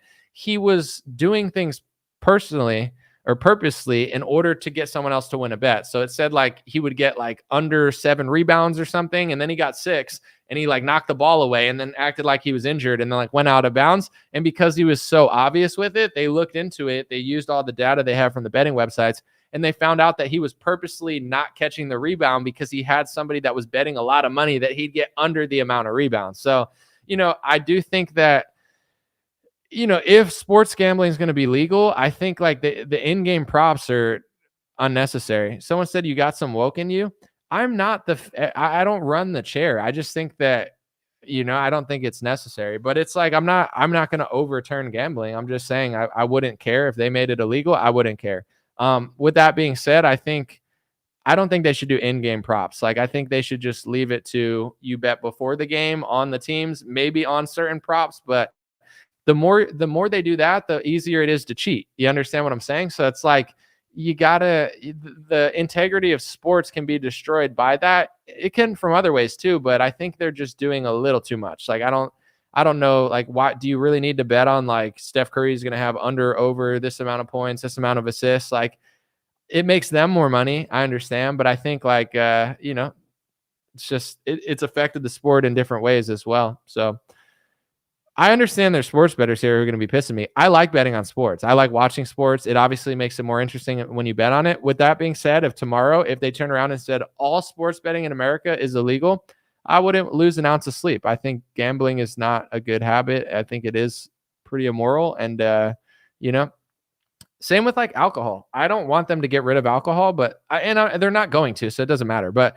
if they said, I drink alcohol sometimes, if they said, no, alcohol is illegal, I wouldn't care that much. I'm not saying I want it to be. I'm not saying it's going to be. I'm not even telling you that I think it should be illegal. I'm just saying, me personally, like, I would just drink more water and work out more. I don't know. It wouldn't have like a huge negative impact on my life. But if everyone started doing bad drugs at that point, then it could be worse.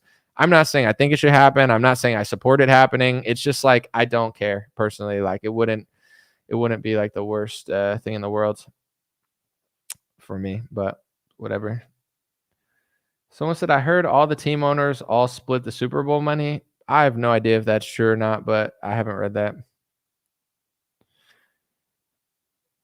I'm prohibition. Oh, that's a good joke. Prohibition. I like it. Someone said, why don't gays have this attitude? Go ask them. I don't know. Go do West Hollywood interviews and be like, why don't you want to ban your sodomy? Just that'd be a funny street interview. I'm sure it would go over well.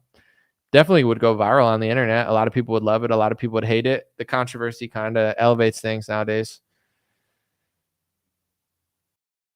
Someone said, lots of things are banned that require free will. Well, at the end of the day, that's all it is. It's like, you can ban alcohol from yourself and sports betting from yourself. You just need to have free will. So I don't need someone else to ban these things for me. It's like, it's all up to me, but that's just my opinion. I don't know.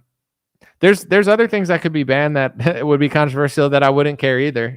I'm not begging for it, but it's like, I wouldn't be like, oh my gosh. I'd be like, all right, well, that's the end of that. Betting is becoming degenerate. Well, it's just easier and more accessible. So it's always kind of a degenerate hobby, but I think when it's more accessible and easy, then it becomes easier to do. For me, I don't care about sports that much unless I know an athlete, or I like even the teams I like. I just don't care that much anymore. But when you have a bet on a game, it makes it more exciting, So like, I understand the appeal, because it's like, it makes it way more exciting and way more fun. But, like anything, pushing it further and further and further and further, it's too much. Like, I just think there's a lot of things that they're doing. And it's like, I think it'll keep getting more popular. And then like maybe in 5-10 years, like maybe it won't, but who knows? I have no idea what's going to happen, but they've made it more accessible with cell phones and technology. In some ways people like it, in other ways they don't. It is what it is with me, like it is the world we live in. So I'm not going to hallucinate a different reality that doesn't exist. This is the one. Pete Rose, if you're going to do it. Yeah. Pete Rose got caught sports betting. He was just trying to have fun. I think there was a huge scandal with Shohei Ohtani, or however you say his first name. He's like the richest guy or the most paid person in baseball. And they caught his translator. He's, I think, Japanese. They caught his translator gambling and taking money from his account, so he had to get rid of him. A lot of people think that Shohei Ohtani, or however you say his name, was gambling, and his translator just took the fall for him, because if you're talking about like impactful players, he's literally the most paid player in the MLB. And if they caught him gambling, do you know how much money didn't they just pay him like $200 million? He's the most profitable person in the whole league. So it is believable. I don't know that they did this for sure, but a lot of people are speculating that he was gambling on different games in California, where you're not allowed to. In California, you can do fantasy betting is legal, but it's not legal to do betting on games. Like you're not allowed to do that in California. There's other states where it's legal. Every state has a different rule. But I don't know what happened there, but I read a few articles on it because I thought it was interesting. But he may have a lot of people think that it was him doing it, and like the MLB was not going to lose their biggest cash cow, so they just kind of like put it on someone else. But once again, all speculation. I don't know, but stories like that are interesting. Someone said, I think porn should be banned. Well, they're starting to do it in certain states where you have to log in, which I think that's genius. Like at bare minimum, like making people log in to be of age, that makes total sense. And the porn industry is getting upset because they're losing revenue. But they claim that it's supposed to be above 18, but if you actually need to log in, they get upset by it. So everybody knows that underage people are consuming it. So an age stop is a great idea. I mean, like you said, it could go further, but that's a good first step.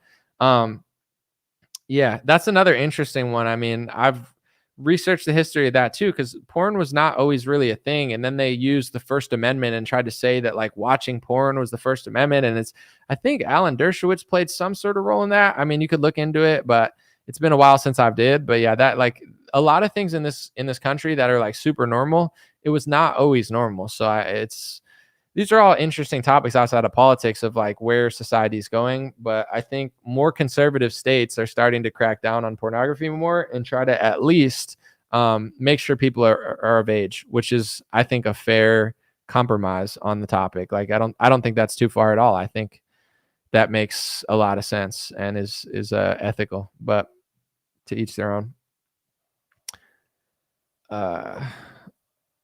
Someone said porn addiction is real. Well, yeah, of course. So everything could be addictive, but obviously that can be too.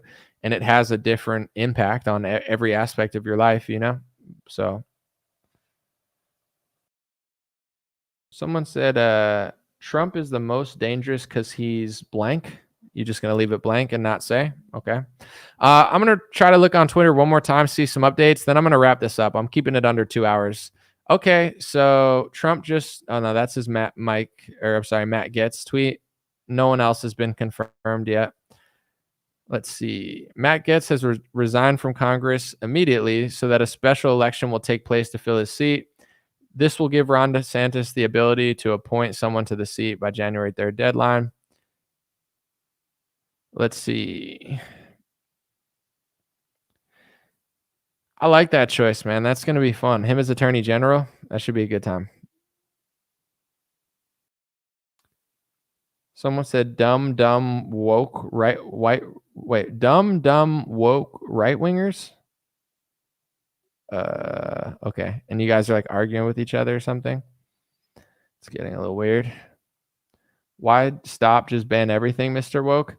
I'm not saying that we should ban things. I'm just saying I would be okay with certain things personally. I wouldn't care.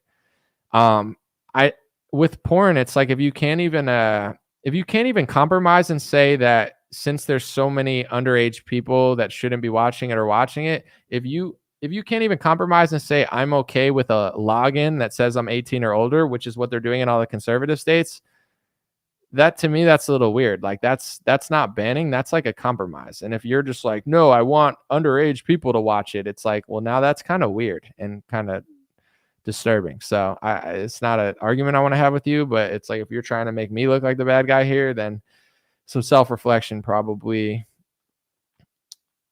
All right. Well, let's see where we at.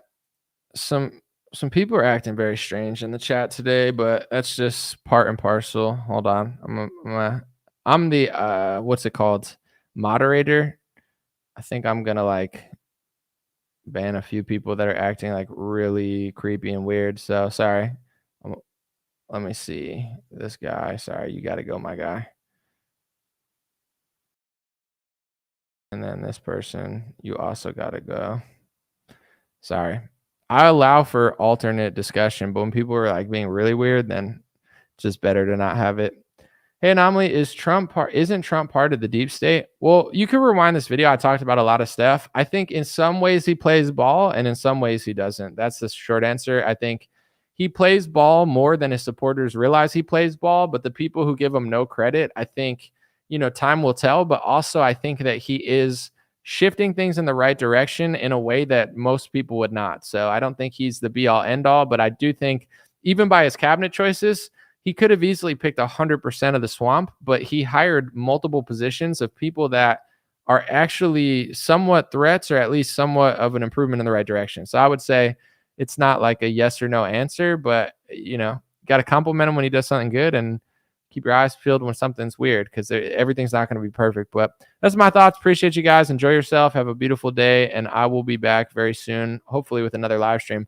I was going to take the day off, but all these appointments, it's like the NFL draft. It was just kind of fun to talk about. Appreciate you. Have a good day. I'll be back.